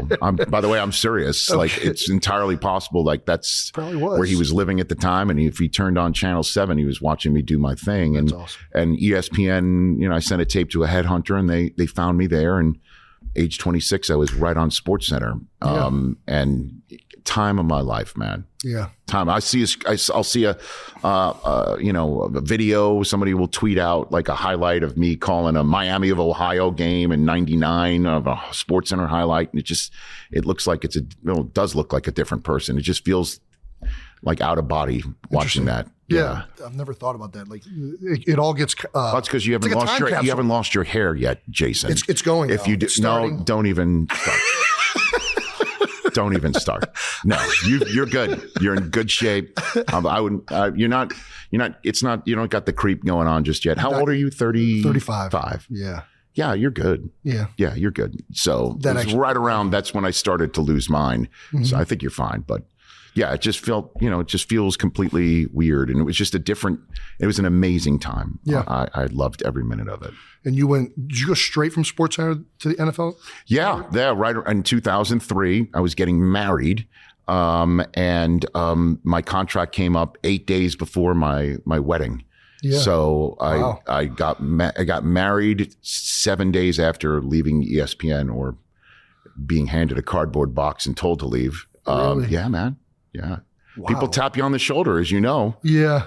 And you're doing it on your own terms, which is amazing. Well, until if I keep going, eventually they're going to hand me the cardboard box. Everybody, you know what I mean? At some point. So that's what happened to me. And I got married, and NFL Network hired me there in 2003. And I remember going to the Hall of Fame that year in August. The network didn't start till November. And the first thing we did was go to the Hall of Fame just to do some interviews and put them, start our network with some interviews of the Hall of Famers. And people were coming up to me saying, what is NFL Network? Like, what are you doing? Like, why would you leave ESPN? Like, what is happening? And I was also wondering the same thing at the same time. And then we came on the air in week 10 of the 2003 season. Yeah. Right in the middle of the season. We came on right in the middle, November 4th, 2003. It's a little awkward. And it was weird and wild. Like, I don't know why we didn't start with the season. I don't know why. I don't think we were ready yet. We went on the air and we're celebrating our 20th year this fall. This is your 20th combine that you've been my 18th. We brother, trying to get the combine coverage off the ground, we ran into, on occasion, a Bill Polian wall. He was, running the competition committee, and they, in this event, old school people were like, "You're bringing a camera in here to do what? Like, and why? Gosh. How is it? Why would anybody want to watch how is this? The vertex jump televisable? You know what I mean? Like, what is going on?" Yeah. And so 2004, we didn't do it from the network side of things. NFL Films produced, and Bill Patrick, an old SportsCenter anchor, and Mike Mayock, who was working at NFL Films at the time, they did the first combine in 2004, sitting on chairs like this on the field with a screen behind them. Yeah. Just talking about what they're seeing on the field. And then 2005, we showed up. Got it. On Total Access and did the show from there every night. And then around 2009 or so is when they put me in a booth and I start calling the action like it's a golf tournament / track meet. Sure. It's a weird event. It is not well-rounded at all.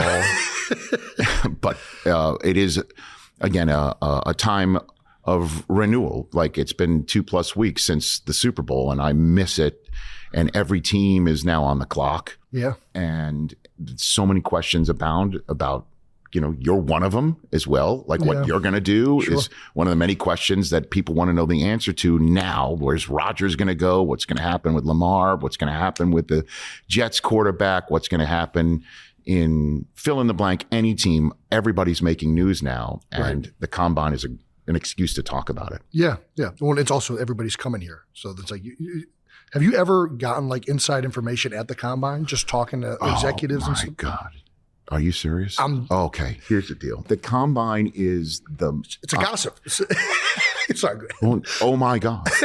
Gossip is not even the proper word for it. I don't know. Like, just think of anybody out there listening, watching. Yeah. Think of the loosest lipped friend of yours. Okay. Put that person, in, a tank, get them drunk, get them totally drunk. All right. So they have lost all sense of any filter. Yeah. That's the combine. And that's what they do. I have heard so many rumors here in just 24 hours, and it's always like, so here's the deal. This is what I know. I swear I got it from somebody who's really very reliable. Very reliable. It's like some assistant to the trainer of the agent and the assistant of the assistant, and you don't know this what is true. Game of telephone. What is complete bullshit. Right. Yeah, suddenly Rodgers is a minotaur who's going to maybe, come back as another creature and play for the Jets. So that's oh God, it's just a nonstop rumor mill, and the chattiest of Cathys, and everybody is the cattiest of them all. Yeah. And it's just like, it's wild, man. That has been it is wild. Being here and not participating. This is my first time ever here, not running. That's the only time I ever came here. I don't know why else. Why would you come back? There's no reason, right? That is one thing. Like, everybody is here for 1 week, and they all just want to hang out and have fun. And on top of that, they're going to look at potential draft picks and prospects, but really they're all doing this on the side. Yeah. I mean, and coaches love blowing off steam, and so do general managers, and so does it's been a long season, front office executives. It has been a long season, and it's been like 2 weeks since then. And plus, if you make the playoffs or the Super Bowl, it's great to walk around and just, say hi to your colleagues who did not make that Super Bowl. And it's, it's a fun dynamic. It really is. And so you also get to see people kind of laid back, not in the middle of a season, not getting ready for a season, not getting ready for a draft. It's a nice little downtime. So there is a sociable aspect to the combine as well, for sure. Yeah. So everybody knows you run the 40. How many? I mean, I don't know how many times. It started in 2005. Okay. And so just like anything, as you're learning in this business of content creation, the best ideas come out of sheer boredom. Total sheer boredom. And so the first combine we were at, 05, we're done with a pre-tape interview that we're airing later on that night for Total Access that we're going to do live at 8:00 at night. Good Lord, we're just sitting around.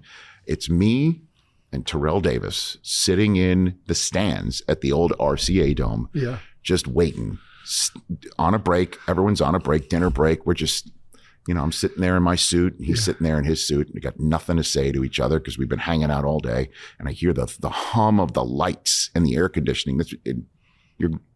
It's like a white noise putting you to sleep. So I just turned, I don't know why this popped in my head, but I look down in the field. I see the 40-yard dash line. I say to Terrell Davis, hey, TD, how fast do you think I can run the 40? Yeah. And he goes, right now? I'm like, right now, in my suit, in my lace-up shoes. And he said, I swear to you, this is what he said. He just laughs. He goes, you can't. Not even an option. I'm like, what do you mean you can't? Like I can't like physically go down and do it? Because if that's the case, watch me go do it. Like that was my sense. And he goes, no, you just can't run the 40. I said, fuck you. Watch me. So I go down on the field. Oh my gosh. In my suit. Yeah. I remember the suit I was wearing and my lace-up Xenia Croc shoes that I had bought just special for the combine. Yeah. And I went out and I ran it. And I had no idea that somebody was in the truck, hit record. Oh my gosh. And I had no idea somebody was shooting it. You had no idea. Zero. Completely. No idea. Just ran it. Just so later 100% organic. 100% cursed out Terrell Davis, ran the 40 out of sheer boredom. And then later on that night on Total Access, they surprised me at the end by showing it. Oh my gosh. 677, terrible. Yeah, that's slow. Brother, I talk for a living, okay? You play, I talk, now you're talking, you're now in my field and it's disturbing. But I ran apropos of nothing. Yeah. And later on that night, they showed it. And then the next day, in walks in Mike Holmgren of the Seahawks. And we're interviewing him. In the middle of the interview was, did I see you on TV this morning running? And I'm like, yeah. And of course they showed it. He laughed. Joe Gibbs saw the same thing. He walks in. He starts telling a story about how he once pulled a guy out of the stands at a training camp just to show like how tough it is to run. And he made him run. And you look like that guy. And over and over and over again. And we showed it. Yeah. Next year, I show up at the combine, walk in the RCA Dome. First person I see on the field is Holmgren. And he says to me, are you running again this year? And I'm like, what do you mean? I don't think so. Planning on it. And he looks at me, he goes, you got to beat your time.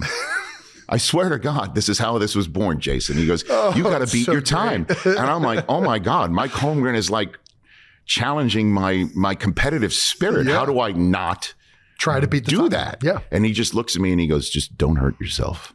Yeah. I'm like, oh shit, he's right. Yeah. So I ran it again, and then I ran it again, and then year after year after year. And then I just thought to myself, this thing is jumping the shark. Like, here I'm running.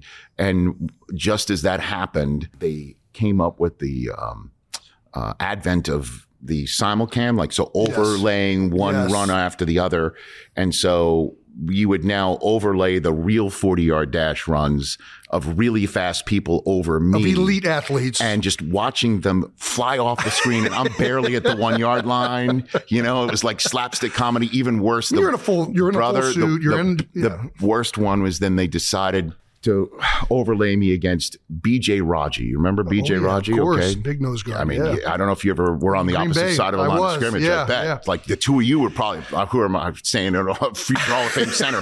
Do you know BJ Raji? I'm sure you have bashed heads with this guy, right? Yep. So he was at the combine. Mm-hmm. He did not run very fast at the combine, but it was faster than me. And so watching this big dude run off the screen on me, and then somebody came with the idea of giving me a head start, and then watching BJ Raji run through me was like pure slapstick comedy. And I'm a former stand-up comedian in college, so I totally understand and relish the value of a joke. And I'm like, I know it doesn't look good for me, I get it, but that is fucking funny. And so like that was, so we would do it every year, and then now we're doing it for charity. So, and anytime anybody is willing to laugh at themselves, looks good on them. Yeah, look, I mean, how do we not laugh at ourselves in this world, It would be a miserable world if you couldn't do that. Well, and I'm not surprised. I mean, somebody put the mummer's costume on. That was I've great. had plenty of that. I'm sure you've had plenty of that. So at any rate, it was about 8 years ago, 2015. Yeah. One of our great, she's moved on to NFL Europe, I believe, now in UK. She was in a meeting, and they came up with an idea. Sarah Swanson was her name. Came up with an idea. She called me up and she goes, how would you like to run for charity? Yeah. And I'm like, sign me sure. up. Yeah. Like, what do you got in mind? And she mentioned how there are a handful of league charities. Probably should choose one of them to help mix together, get the NFL involved, which is always important. Yep. And so the one that jumped out at me was St. Jude Children's Research Hospital. It was 2015. We had 3 very small kids, and I just thought to myself, this is the worst call a parent can get. Yeah. How do I, like on behalf of the small children that I have for all the other kids, let me just have this stupid idea that was born out of boredom turn into something. Yeah. And we've just grown it and grown it and grown it. This is my very long-winded way of saying I'm not running it at the combine anymore. Okay. That's the idea that I've now, because when the combine got canceled due to COVID in 2021, I didn't want the run to stop. Yeah. So I ran it at SoFi Stadium with a bunch of players from the NFL Legends community. Okay. And some kids from Play 60. So I love the idea that I think my run is the only idea, whatever you want to call it. I'll screw it. Event. Yeah. Yeah. The only event that mixes the Legends community with kids. That's awesome. Like Play 60, NFL Legends. So I got, Jerry Rice and Rod Woodson and Terrell Davis, fittingly. Yeah. And, Chris Carter, a whole bunch of, just to name a few, showed up at SoFi and ran with some very good-hearted, deep-pocketed individuals who donated, and we ran it. And it was just pretty cool. Okay. So the last year, we did it at the Rose Bowl.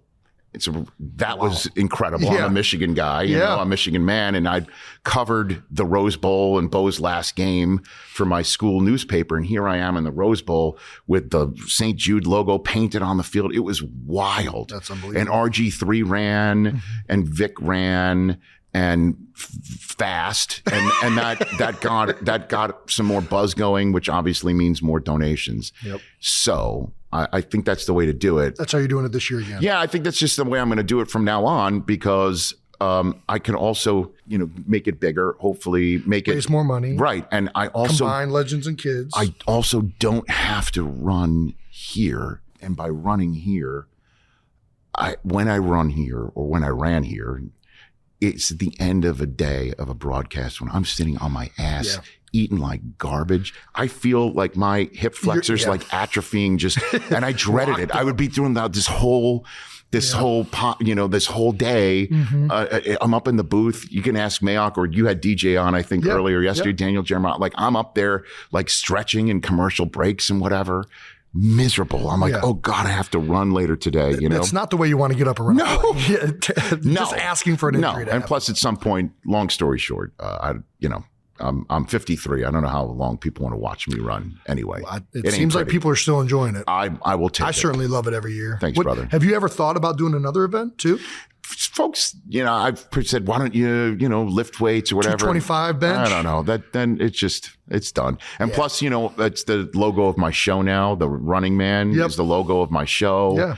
And so in the suit and tie, and the funny thing is when they first came up with the idea, when my show was at the time, it was born by DirecTV, and I own the show now. That's another long story. But at any rate, DirecTV was the one that birthed it. Yeah. And came up with the idea, how about the logo is you in your suit running. I'm like, great. Yeah. Then they created some like Mad Men looking silhouette with me running. And the problem with their initial version of it is it was so real that my left leg, when I run, does kick out. Like I have a terrible running style. Okay. And it looked terrible. It looked terrible. I said, do me a favor. Can you make this a more athletic?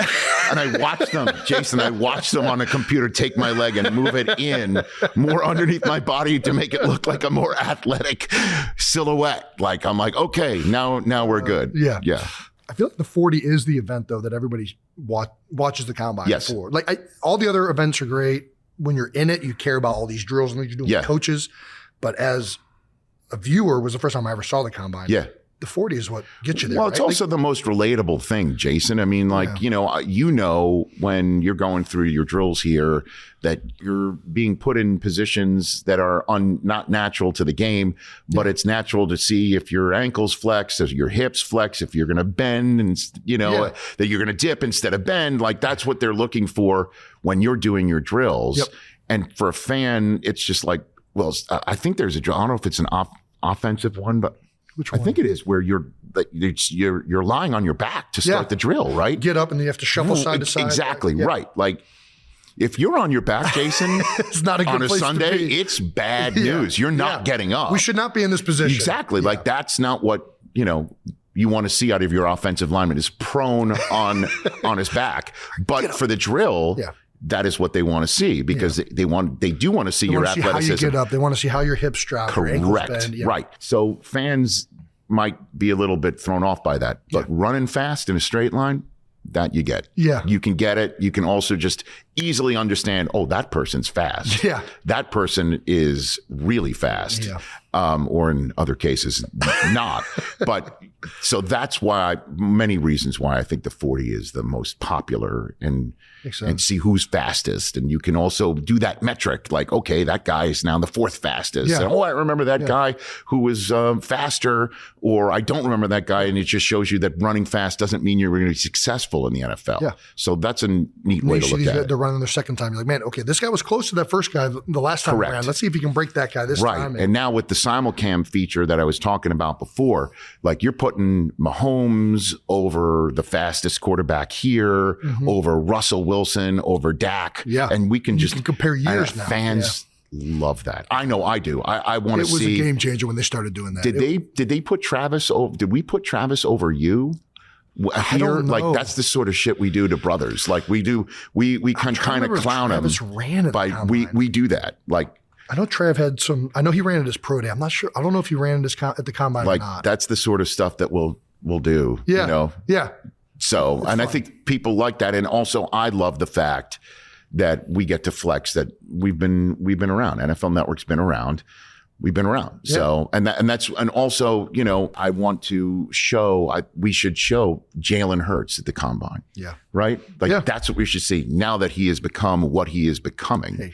Hey, let's go back to what it was. Right? Like, this is where it started. Yeah. When he was here, like, and I said also in our meeting yesterday, like, we need to show on the screen, even though he did throw, but we need to have Brock Purdy standing in the background of last year's quarterback drills, where that kid at that combine, nobody's thinking what he could possibly do this year. And I kind of dig those stories. Like, I know, again, it didn't work out for your team, but we did have Sky Moore and Pacheco at the combine last year. Yeah. They both scored in the Super Bowl. Yeah. And I don't know how many times you've seen rookies do that. My gosh. He runs with a fury, right? Yeah. And he ran 4.3 and change here last year and fell all the way to the 7th round.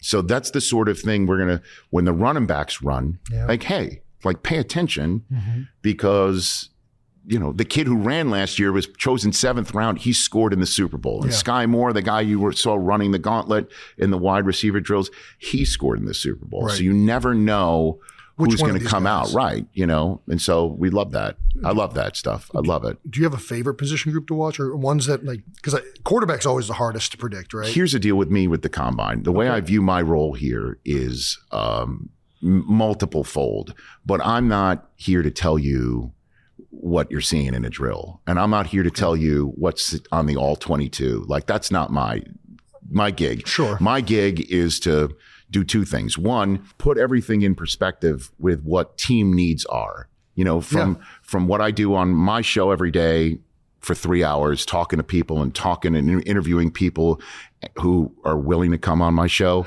And I gather narratives. I gather what team fans are interested, what teams fans want or are demanding or are talking about, and what the team needs are. And free agency's right around the corner, and the new league year's beginning. Yeah. So I love talking about what's going on in the football world completely, and what these kids might fit in terms of a need. And also, it's just really, really dry watching some of this stuff. So I try to keep it entertaining. And I'm sorry if I'm saying the wrong words too. I want you watching. Yeah. I don't want you turning off. So it's got to be completely, I'll say, douche free. It's got to be. I love that. Completely. I don't know that I've ever used that phrase, but I'm stealing that. Take it. All right.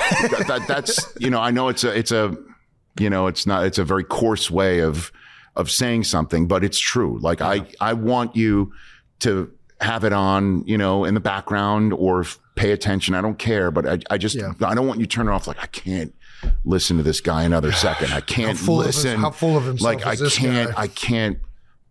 I mean, seriously, what do you think is the key to being douche free? I don't know. I'm myself. Like authentic? I'd hopefully like that. Right? You've never come off. Well, that's the idea. You've always been douche free to me. Thank you, sir. I've never been more taken aback and complimented at the same time.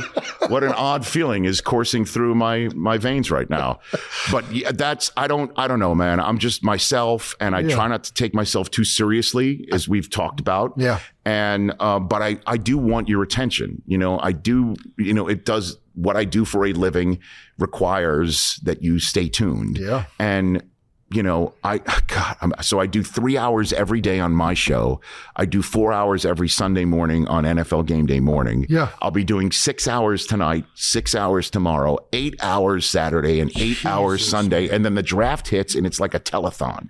So I don't do anything that's a half an hour long. Like, if I ever have an hour long show in my career, I'll be like, this is a walk in the park. How do I fit everything in? Yeah, pretty much. Like, I'll be wondering, like, I need more time, which is obviously what is great about a podcast. Like, you can go as whatever you want. Yeah. So, I'm not going 8 hours, 3 hours, 6 hours. But so I have to have a certain style when I'm on these shows that will keep your interest and not turn you off. Like, I just don't want that. That's the worst thing. But I also don't want, certainly when I'm doing my show every day in 3 hours, I traffic in some, sports talk radio and up against the debate shows on other networks. And like, I don't want to, I love to be heard. I don't want to be turned off, and I like to be heard, but that's not my reason for doing what I do. Like, it's not my reason for being. Like, I don't care if I'm, I don't care if I'm right. I care if I'm wrong. Like, that's a fact. You're not just going to say something just to get attention. But I have to say this too. I do love being right, though. It feels good. Oh God, is it great? That's when it's great to have a show with your name on it. When you're right, when you say something and you're right, it's great. I do love puffing my chest out, but that's kind of the philosophy that I have. I want to go back to this just for a second, because I did not know this. You said you did stand up in college? Yes. What do you think that has helped you Immeasurably. Like, oh God, nothing's more difficult than walking into a room. Yeah.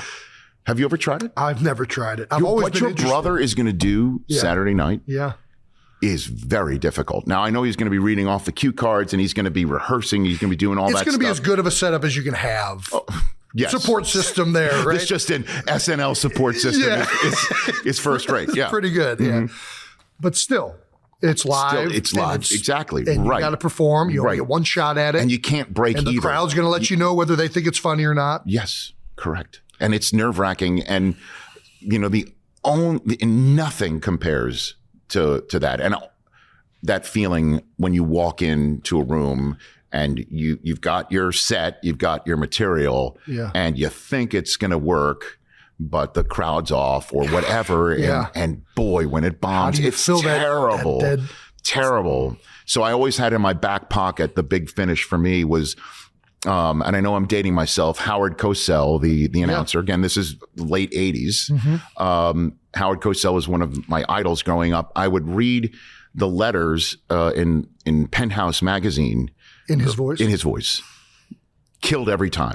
When I say every time, never didn't kill. Failed? Never didn't kill.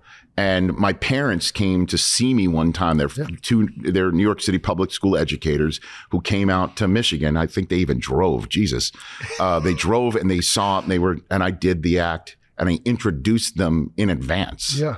So people were seeing I was doing it in front of my parents. And I got to a particularly awful line. I just said, "Did you get that, Mom?" Like the place just went flat. And I love nothing beats the feeling of getting that, laughter and feedback to the point where I tell everybody whenever I'm on any show, and your crew here, like laugh, like I want to hear, like I'm expecting hearing that. And it's not their job to laugh at my shit, but I'd love it if they did. And I don't mind it. I don't mind when Brandon's over here. He's trying not to make noise because of the show, but it's great. This is working. I like that. I like that when you're watching Game Day Morning and you'll hear the crew laughing and hooping and hollering and whatever. That's energy. I like that. That means if they're liking it in the room, that means you're liking it on your couch or wherever you're watching it. So I'm kind of ingrained for that. A couple of years I did my show at the Super Bowl in front of a live audience. That was amazing. Yeah. I loved, I warmed up the crowd. Like I hadn't done that in years. I love that. I love the feedback. And so it's made everything else I've ever done, live TV, that much easier. Yeah. The only thing that compared, the one time that I've done my job as a broadcaster that made me feel the similar like butterflies is one year I did SportsCenter at the Angels Giants World Series. Okay. So I guess that's 2002, I guess. Okay. It's the last World Series I covered for ESPN. And so the reason why I bring it up is I'm at whatever it's called now, I don't know, but at the time, Pac Bell Ballpark, the home of the Giants, out there on the SportsCenter set in left center field. Game's over, lasted really long. I don't forget who won or who lost. But all I know is that we're going live on SportsCenter from there, 10 o'clock at night, 1 a.m. Eastern. Going to do the highlight. Hadn't seen it yet. And that happened all the time to me. But what got me... You would do the highlight on the spot. Times. Brother, my first SportsCenter that I did in my life, age 26, my first SportsCenter was on a Sweet 16 Saturday at 7 o'clock at night. I had 12 highlights. I saw one highlight before going on the air. One. 11 of them were going to be coming during the show as games were ending. Yeah, you don't have time. Right? Coming out of the edit bay and everything. Wow. And they, it's all written out for you in a shot sheet, not to get too deep into it, but you're not like just looking at it. You have notes. You're given notes. But I just remember walking down from my first SportsCenter of my life thinking, I have two choices. I can pee down my leg, or I can just go ahead and just suck it up and do this thing. Like I've been built for this. Like this is your moment. Go do it. Yeah. Like talking myself. So what I wound up doing was both. I peed down my leg, and I grabbed the brass ring at the same time. I might have been doing the SportsCenter while urinating. It's possible, but that's encourages. You're terrified, but you go do it anyways, right? So I'm in Pac Bell Ballpark, and they get in my ear right before we're going live. You're doing the highlight. If there's any mistakes, we've got to wait to do it live again at 2 a.m. Okay. And because they couldn't like just record it for whatever reason, because they were coming out like the satellite link, it was all live, like they couldn't record anything. So just wanted to let me know, because if you screwed it up any other time, we could just admit it, there's a commercial break, you were on tape for the rest of the show, I could just record it there. Got it. But so the reason why it made me wild is the entire crew would have to stay. The whole crew, like literally every human being on the set, it's not just you, who wanted to go home. Like it was the end of a long ass night. Like, and so everybody was like on pins and needles wanting me to nail it. Yeah. And that really freaked me out. Like, I'm like, okay, I'm going to, like the whole crew is just like, this asshole couldn't say, the word Percival, like, so, I mean, it was nerve wracking. That's the only time I felt like a stand-up type butterfly in my stomach. There is something about other people's lives being affected by mistakes or something like that, that resonates more with like personal. Brian Kelly's our college football coach. He moves me to center. Mm-hmm. Whenever I had a bad snap, I had never snapped the ball before. And he said, whenever I had a bad snap, all right, Kels, take a lap around the field. Yeah. And that sucked, right? And running and everybody's laughing at me. What took it to the next level, he's like, Kels, you're obviously don't care if I make you run. Right. If you have another bad snap, the entire team is doing a lap around the field. I tell you, I was so terrified to have a bad snap because I'm like, these guys are going to fucking hate my guts. Yeah. I'm sorry. They're going to hate my guts. It's the same thing. Oh, by the way, am I not allowed to work on this show? You are allowed. I'm sorry. Okay. You are allowed to do anything. We're both allowed to do anything. Okay. Okay. Good enough. So you're freaking out, I imagine. Yeah. And I failed. And the entire team had to do a lap, and it was a terrible feeling. So that is basically the entire crew would have had to take in the lap of standing and sitting around for another hour for me to try and get it right a second time. Yeah. Oh man. Yeah. But you nailed it. Oh yeah. I'm professional. So lead pipe wielding professional. When you do, Jason, so back to your this just in. Sorry. Do you feel like you're like performing? Like, when you're on there, are you like probably unconsciously thinking about that when you were in the stand-up? I am not unconsciously thinking it. I am at 1,000,000% doing that. Yeah. Yeah. I'm always thinking about what would be good TV and what's not. If I push the pedal to the metal here in this block, I need to kind of pull back on the next one. And that's something Keith Olbermann taught me years ago. Okay. He would, when I first started SportsCenter, walking around the hallways, he would cross past me and he'd go, nope, not yet. Next day, just walking past him. Hey, Keith, not yet. He'd keep walking. He'd say this to me day after day after day. So I finally get up the courage to say, okay, Keith, I'll bite. Yeah. What do you mean not yet? And he says to me, you haven't come close to being able to do the type of SportsCenter you can do. I'm like, what do you mean? He goes, everything's a joke for you. Everything. He goes, so do yourself this favor. Do an entire show where you don't do a single joke. Build up to it. Don't do a joke in a highlight. Just do one highlight straight. Then do an entire segment straight. Then do 2 segments straight. Build up to doing an entire show where you don't make any jokes. Then do that again. Then do it for a week. Yeah. Then build it back up where you're throwing something in. Because if it's always a gag, always a joke, it doesn't feel the same. It doesn't resonate. It doesn't feel right. And then plus what happens when something serious happens? Yeah. You can't be taken seriously. And I'm like, oh man, like I'm advice, not Keith. Even close. Like boom, my head exploded and I didn't know if I was capable of doing it. But this is great. The moment that it really hit me is I was for a year begging, put me on the road. I want to go on assignment, begging. All I did was just SportsCenter, never out on the road, never got to be at an event. Yeah. And I'm like, please put me out there. So they finally relented after about 13, 14 months of just pure SportsCenters. They sent me to cover a Celtics Seattle Supersonics game in the old Boston Garden. For NBA 2 night. Remember there was always a 2 for the ESPN 2 shows, RPM 2 night, NHL 2 night. This was for NBA 2 night. I would be the correspondent covering Celtics Supersonics because the Sonics were winning 60 games that year. They were awesome. Yeah, Sean Kemp, Gary Payton. All of them. Yeah. So I went into their locker room after the game. They just mopped the floor with the Celtics, and they came in like total pros. No gags, no nothing. It was like you could hear fucking pin drop, like they had just gotten blown out. Yeah. And I'm walking around the room, and one after another, in comes Gary Payton, in comes Detlef Schrempf, in comes George Karl. And they all like look at me, like staring a hole through me. And I thought to myself, oh no, did I make fun of any of these guys on SportsCenter? Oh.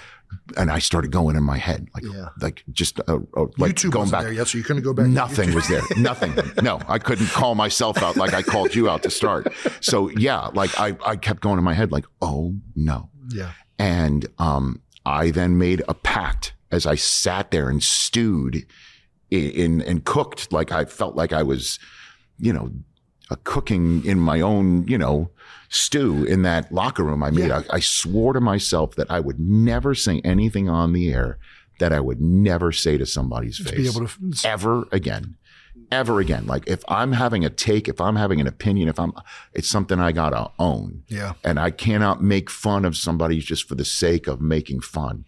That moment, like I will never forget that. It just lit a light bulb over my head, at age 27. Being right there in front of the guys. Yeah, I mean, how can I, in a locker room, like how can I not, what am I going to just do whatever I want to do and then stay away from the guys that I'm talking about? Yeah. Right.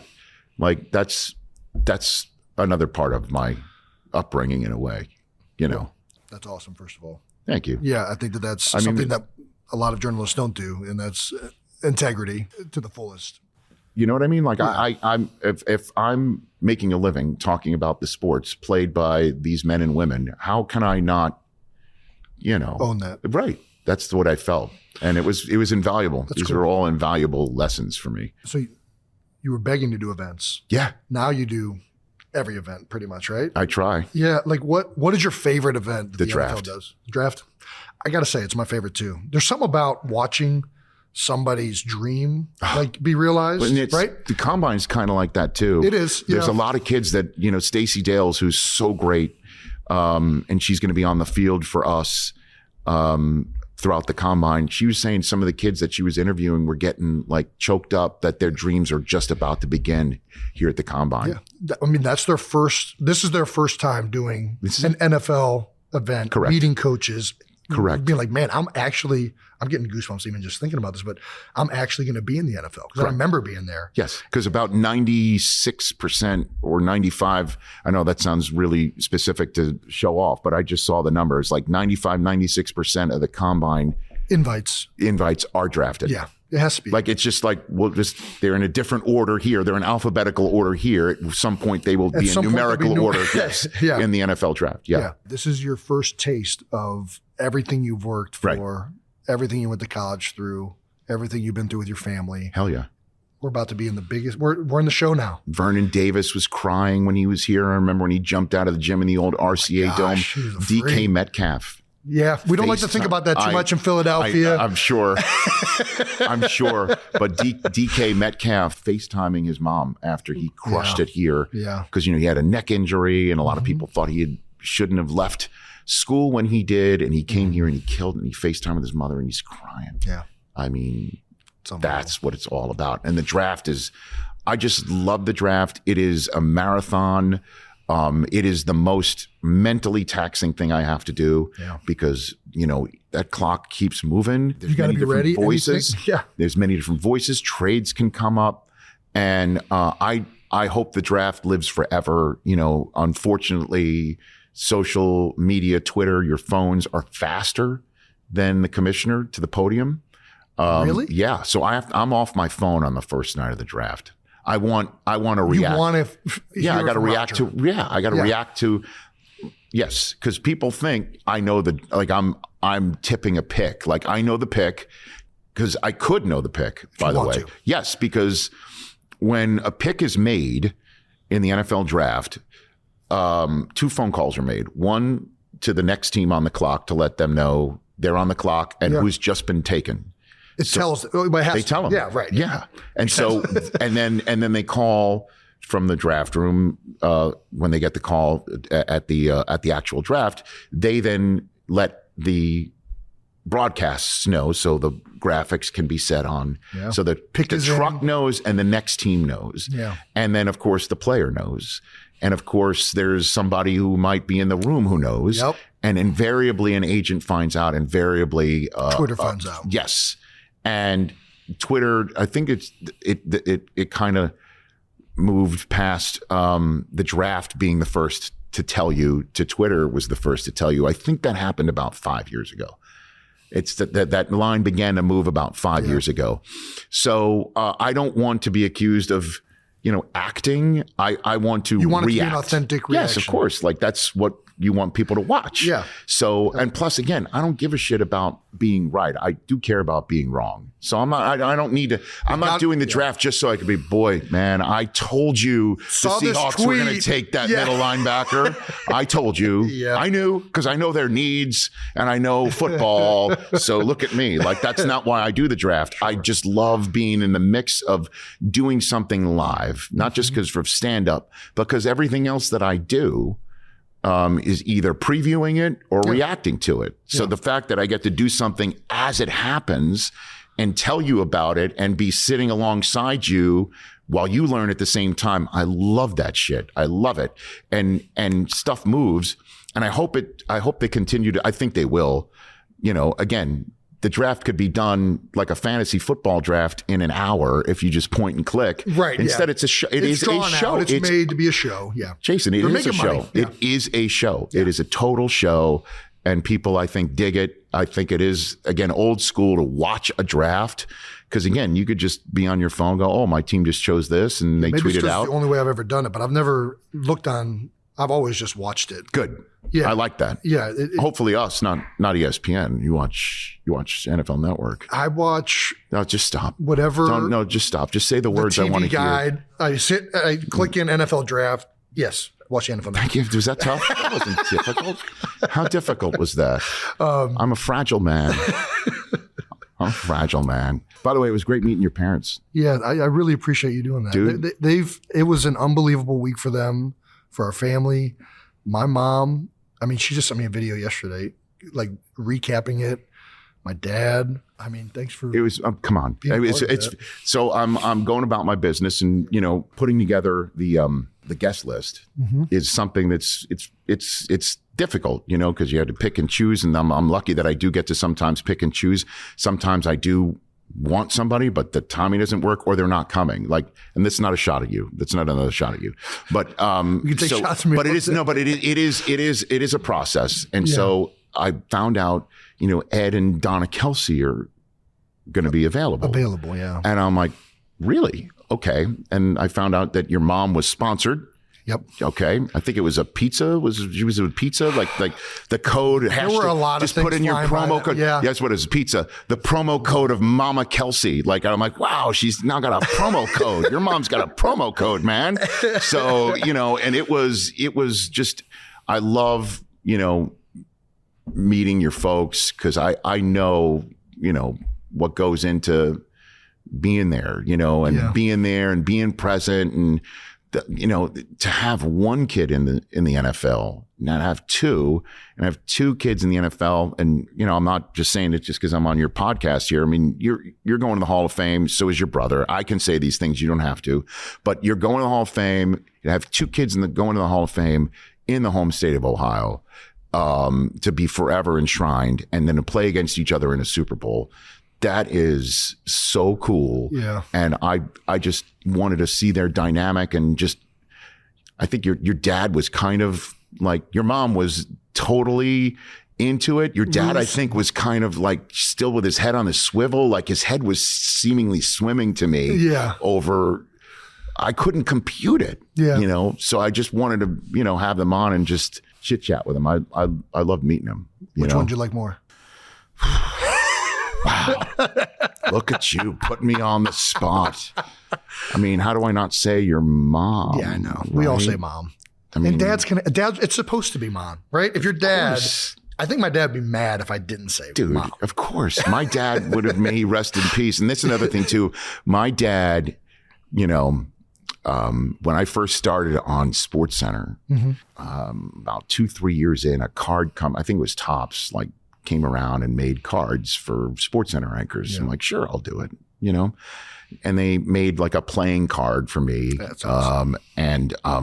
So long story short is they are out there. I just signed one yesterday walking into the combine. There's too many of them. That's the point of the story is that they made like thousands of them. Yeah. I'm like, what am I going to do with this? So what I did is I gave it to my parents. I'm like, here, you got it. So my father would have these in reserve. There's, again, many of them. Yeah. And when people came to the house to like, plumber or cable or whatever, and they would stroll past the family photos and they would recognize the SportsCenter guy or the NFL Network guy. And they'd say, oh, are you? Then they put two and two together, the Eisen family and then me. They're like, is that your son? And if they talked well of me, they got a card. There you go. And so when these people, my dad would give out these cards, and so when my father would say, so the sink wasn't working, and but it's working now. Just tell me what's going on there. I'm like, so did the plumber came? Yeah. I'm like, was he card worthy, Dad? And he's like, well, he didn't say anything, so I didn't give him a card. But if they said something, they already got a card. So, I mean, I could not imagine the Super Bowl being someone's card. You know what I mean? Like that, to me, is what it's all about, man. I was emotional all week a little bit. I tried to not think about it, trying to focus on the game. Yeah, of course.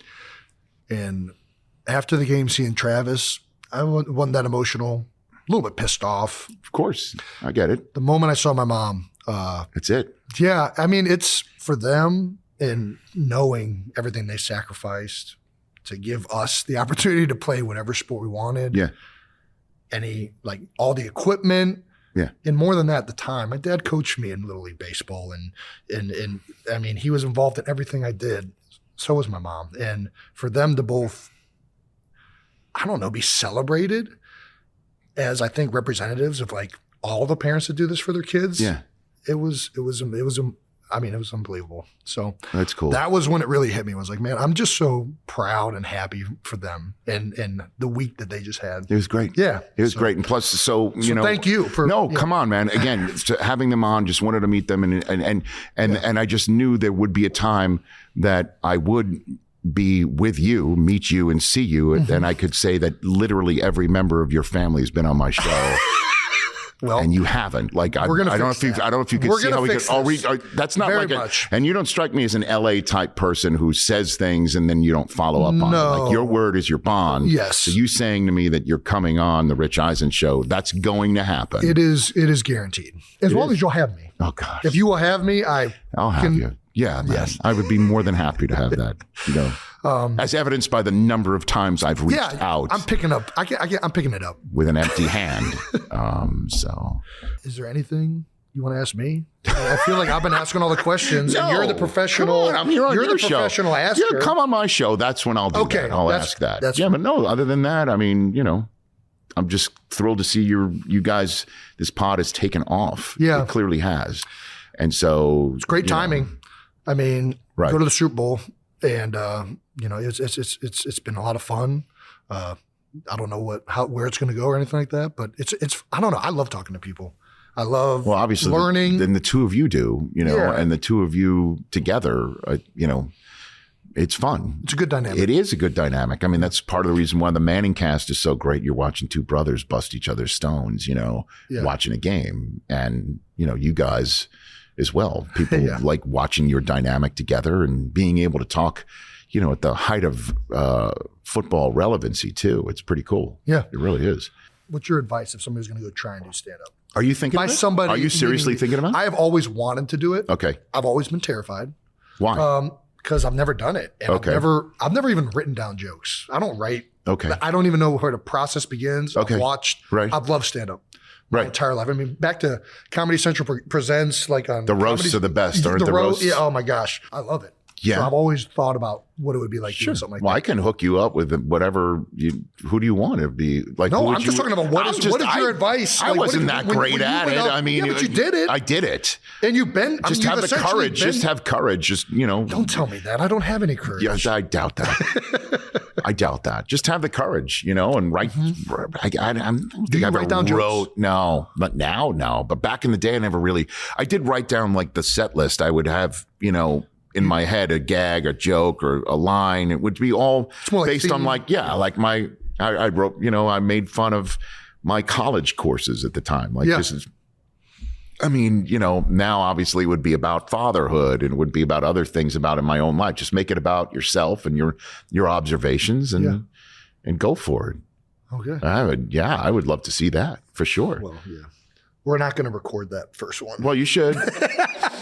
You should. That's and then, maybe you crash Saturday night, crash it. Yeah. Take it over. Create your own moment. Create your own moment. Well, you go viral. I think that stuff's pretty scripted. Yes, it is. Yeah. That is. Yeah, that is. Now, I have been to a couple of SNLs, and my advice to you there is sleep in Saturday morning. Sleep in, because it's going to be a late night. The after party is the greatest thing ever. Okay.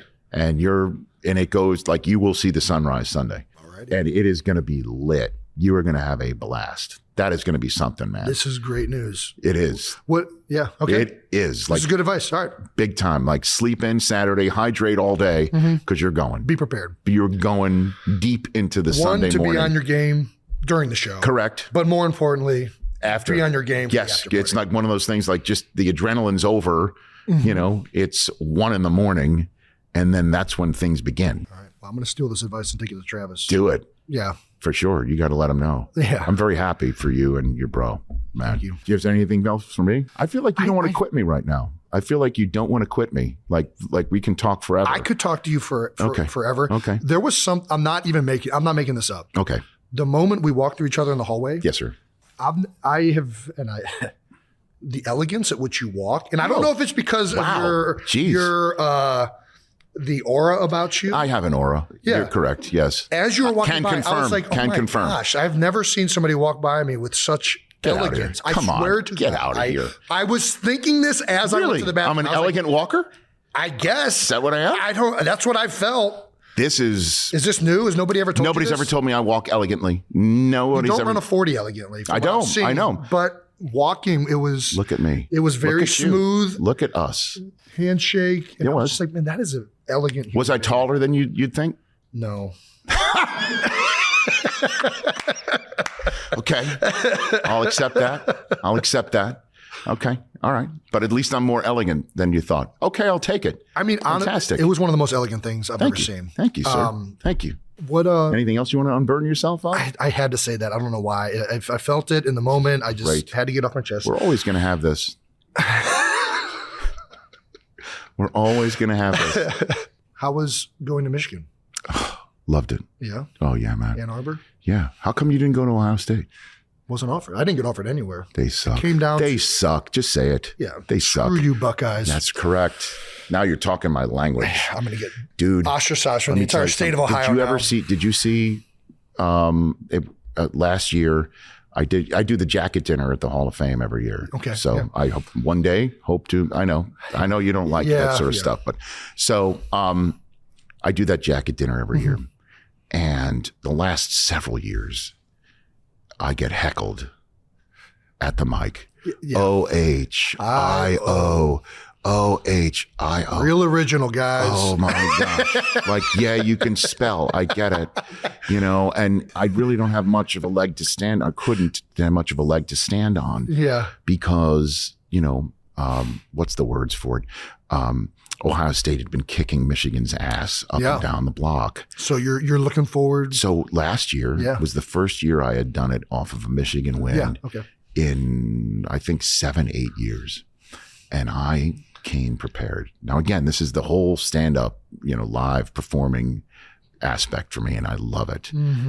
5,000 people in this arena. And I step up to the podium. You didn't see this at all? No. Okay, man. It went viral to the point where it became, because it was no news on August, whatever the hell it was an alert on the ESPN, my app. It alerted, Rich Eisen. Hey, you just did this. Oh God, I gave it to the Ohio State fans with both barrels. Great pleasure. Oh, It was amazing.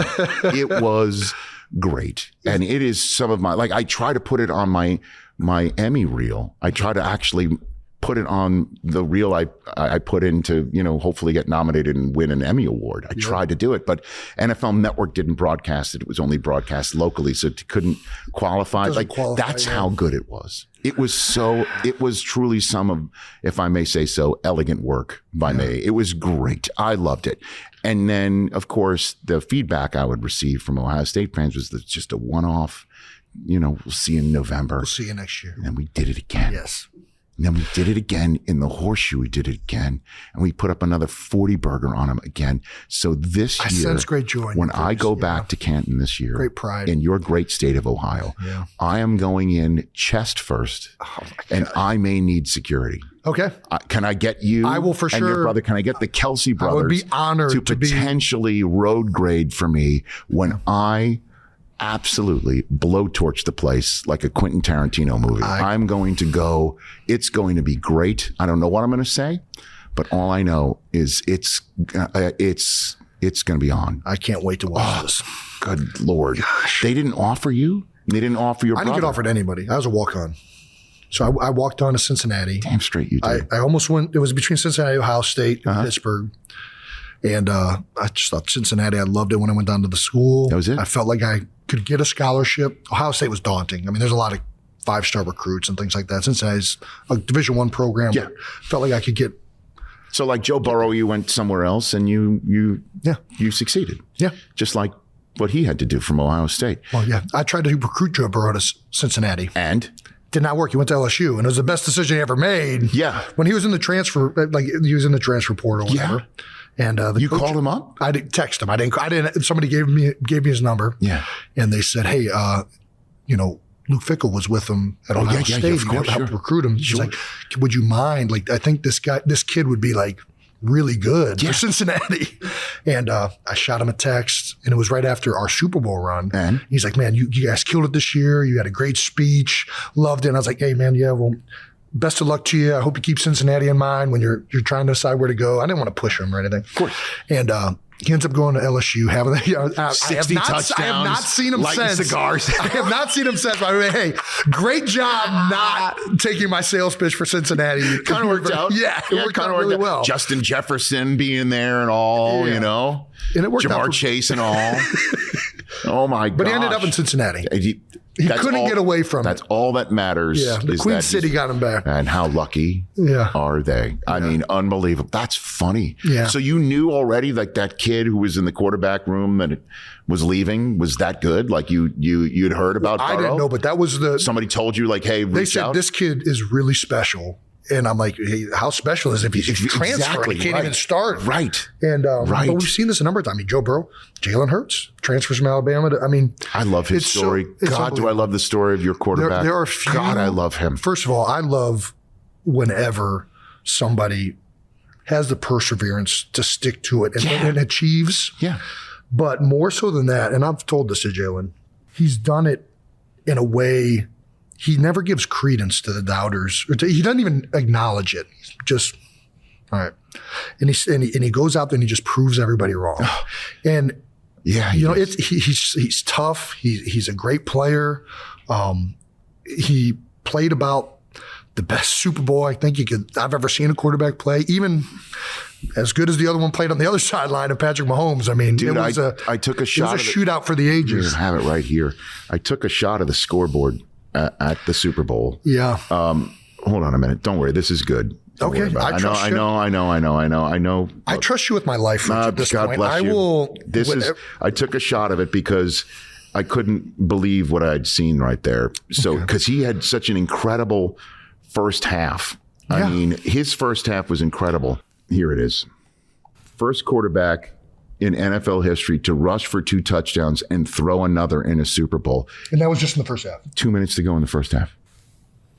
Yeah. And I tweeted that out. I'm like, so this is how Jalen Hurts is going to respond playing in the Super Bowl. Yeah. Got it. Yeah. Everybody's, it's his first Super Bowl. How's he going to do? Yeah. It's going to be rattled. How's he going to do on the spotlight? And he set a record before halftime. Yeah. He's a gamer, man. I love the fact that he didn't transfer stuck around, and then did get in against Georgia in the same freaking building in the SEC championship and beat them.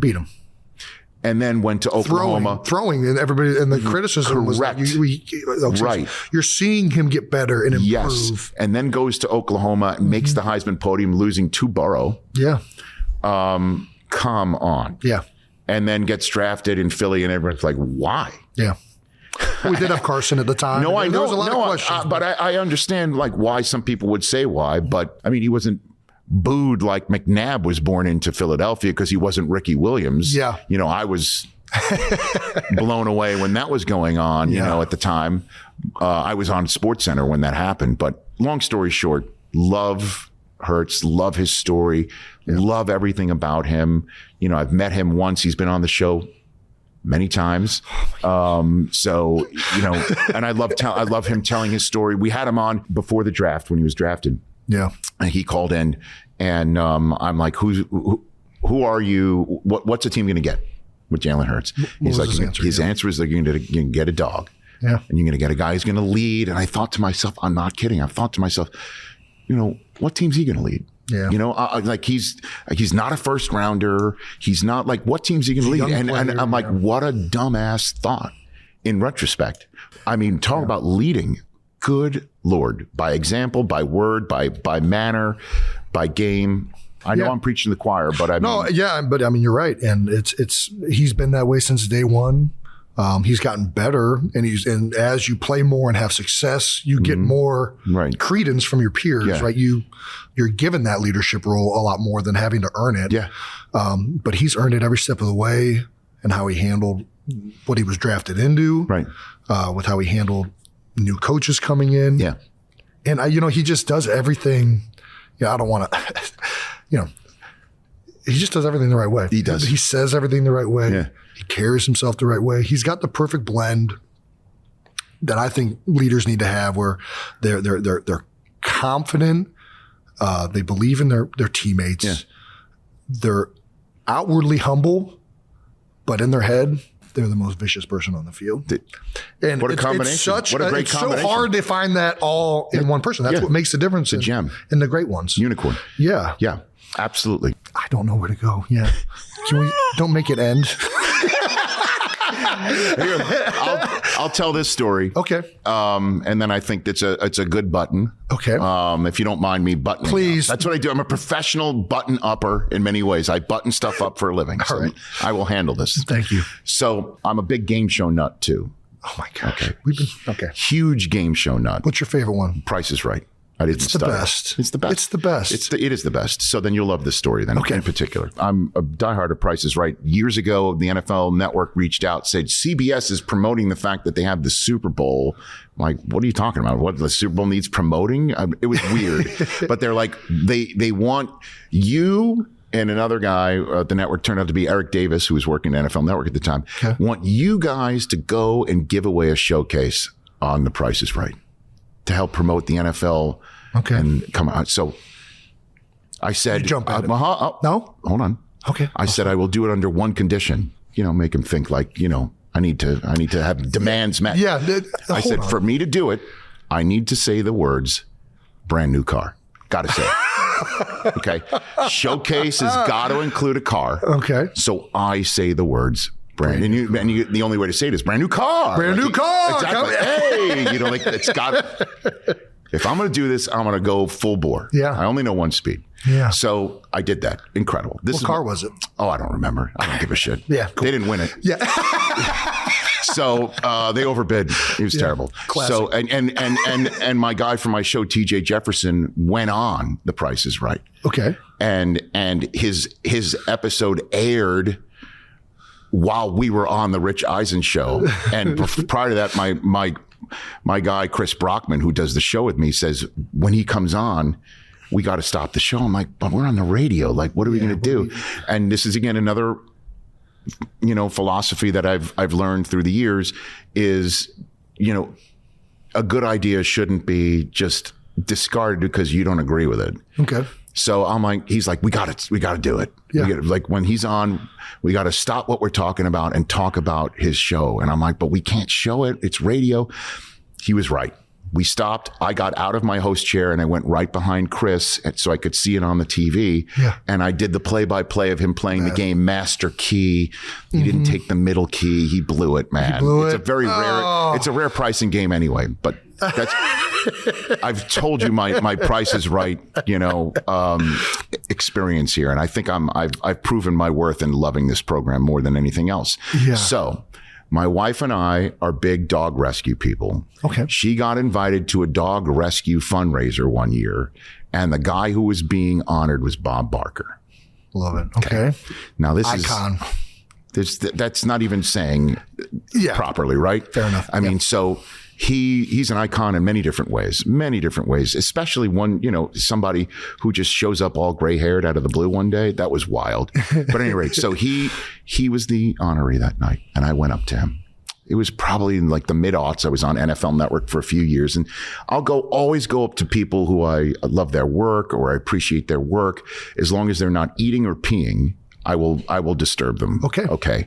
And just tell them to their face, I appreciate you. Thank you. So I did that to Bob, but I just lost it. I just said to him, like, and plus I'll also roll the dice. Maybe they know me. Maybe they don't. If they don't, I'm not heartbroken, but if they know, then obviously it's easier to make the entree. Yeah. I go up to him. He has no idea who I am. and I just say to him, look, I'm the host of NFL Network on a show called NFL Total Access. And I speak to players all the time from all walks. I speak to players and football players and coaches and general managers and from all walks of life, Hall of Famers and rookies. I speak to them from all different places in America.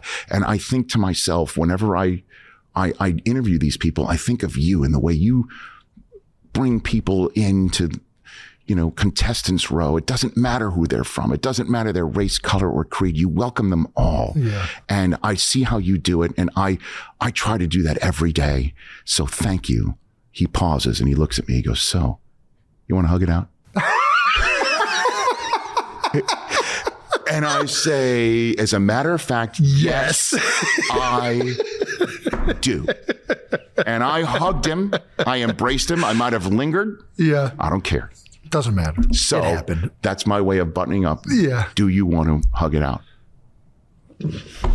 Let's hug it out. We're hugging. Oh, for those listening, we're hugging. That's elegant. You're almost as elegant of a hugger as you are a walker, sir. Thank you, sir. I appreciate that. I can't tell you what an honor this has been. It's been a blast. So how do we arrange this? Like, do we exchange numbers and then yeah, you want to do it right now? I mean, we don't have to do it like literally right now. Sure, but we can exchange numbers so I can reach out to you personally and say, I'd like you on. Hey, remember. And you're like, new phone, who dis? Yeah. So what are you talking about? Sorry. Oh, yeah, I don't know what this number is. So if we can do that, and I'm not saying that you have to do it the first time I ask. I understand you got stuff going on. At this point, I will follow you into the gates of hell. I'm pretty sure. Fantastic. All right, very good. We'll do that. Thanks for having me on, brother. Thank you, Rich. It's been such an honor, and right back at you. All righty. See you soon. All righty. Well, that was the Rich Eisen interview.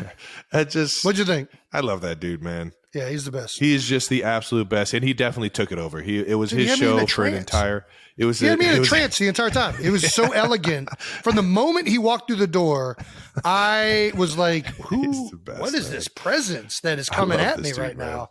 And he did not disappoint. What was your favorite part? I would say, honestly, it was probably him saying that SNL was a flex. I thought that was cool. That was obviously why I wasn't there. But I'm pissed that I missed the opportunity to have Rich come on my show, because I've been on his show so many times, man, and I'll go on his show anytime he asks me to, because I absolutely love chopping it up with him like you guys did. But what was really cool was him talk about the 40 at the combine and how much money they've raised, and just the fact that he does it for charity year in, year out, And really, the times started to get better, but I don't know if it's going to get any better than where it's at right now. Shout out to Rich, man. Prove me wrong, Rich. He did talk about how, Jason, you have to start doing stand-up now, which is kind of pretty spot on to what you like, because we watched stand-up all the time growing up. Definitely in college. I feel like there was a Comedy Central did a Friday night stand-up, like, just run of like stand-ups all night. And I remember we love the Comedy Central Presents, all that stuff. And we would always hit it. Yeah, I think, the interview was awesome. It was great to hear all the combine stuff, the history behind it, the 40. I think the thing that really was new to me, one of the newest things that I heard throughout the whole thing, was that Rich started as a stand-up comedian at Michigan. And I think I've always been interested in trying it. Maybe that'll be one of our get out the house segments this year. Me and you. Let's dive in it. Let's do it. Open mic. Let's dive in, See how we baby. do? See how we do? No more than 10 minutes though. No more than 10 minutes. I want to turn into a jackass on stage. I just want to be funny. It's fair enough. And I don't know how I'm going to react to people not laughing at my jokes. So I'm going to keep it right there at 10 minutes, and let's have some fun with it. I'm down. Let's see what we can come up with. I'd love going out to LA and going to the Comedy Store and the Laugh Factory, all the fun stand-up spots out there where you literally see anybody walk through the door. Now, you actually know stand-up comedians, so I don't want you having 100% any of these asking guys them to write write your, me no. some shit. Only original content. Only original content. All right, I promise I won't. Don't be having Santino write down any jokes for you. Andrew Santino, baby. That's my dog right there. I'll just ask him for a few of his that he hasn't said yet. See, this think he'll let me get him? Santino, don't do this. He'll probably tell me to fuck off. If Santino's writing your jokes, I'm getting Bobby Lee to write my jokes. I mean, all right, deal. I don't know you, Bobby Lee. Please help me out. I just saw Bobby Lee out there, man. He killed it. I think he's one of my favorites too. Mad TV, man. Dude, classics. Iconics. Joe Burrow. You admitted that you tried to recruit Joe Burrow to the University of Cincinnati. I did. Cincinnati reached out to me. They said, "Hey, there's this kid at Ohio State who's transferring." Oh, I guess I already just told the story, so I don't need to retell the story. Yeah, but yeah, no, that's a real story. They reached out to me, tried to get me to recruit him. Best decision Joe ever made. Went to LSU and won him a national championship. But found his way back to Cincinnati. But he couldn't escape the 513. He could not escape Cincinnati, baby. They came a calling. Shout out to Joey B for being an Ohio stud. Yeah, no, that was a fun ass interview. Obviously, we got all the love in the world for Rich, and we've had a lot of love for him over the years, man. And more power to him moving on. Yep. Glad we were finally able to get you on the show, Rich, and be obviously I did a call in last week, but I cannot wait to make an appearance on the Rich Eisen show, as you alluded to multiple times in our interview.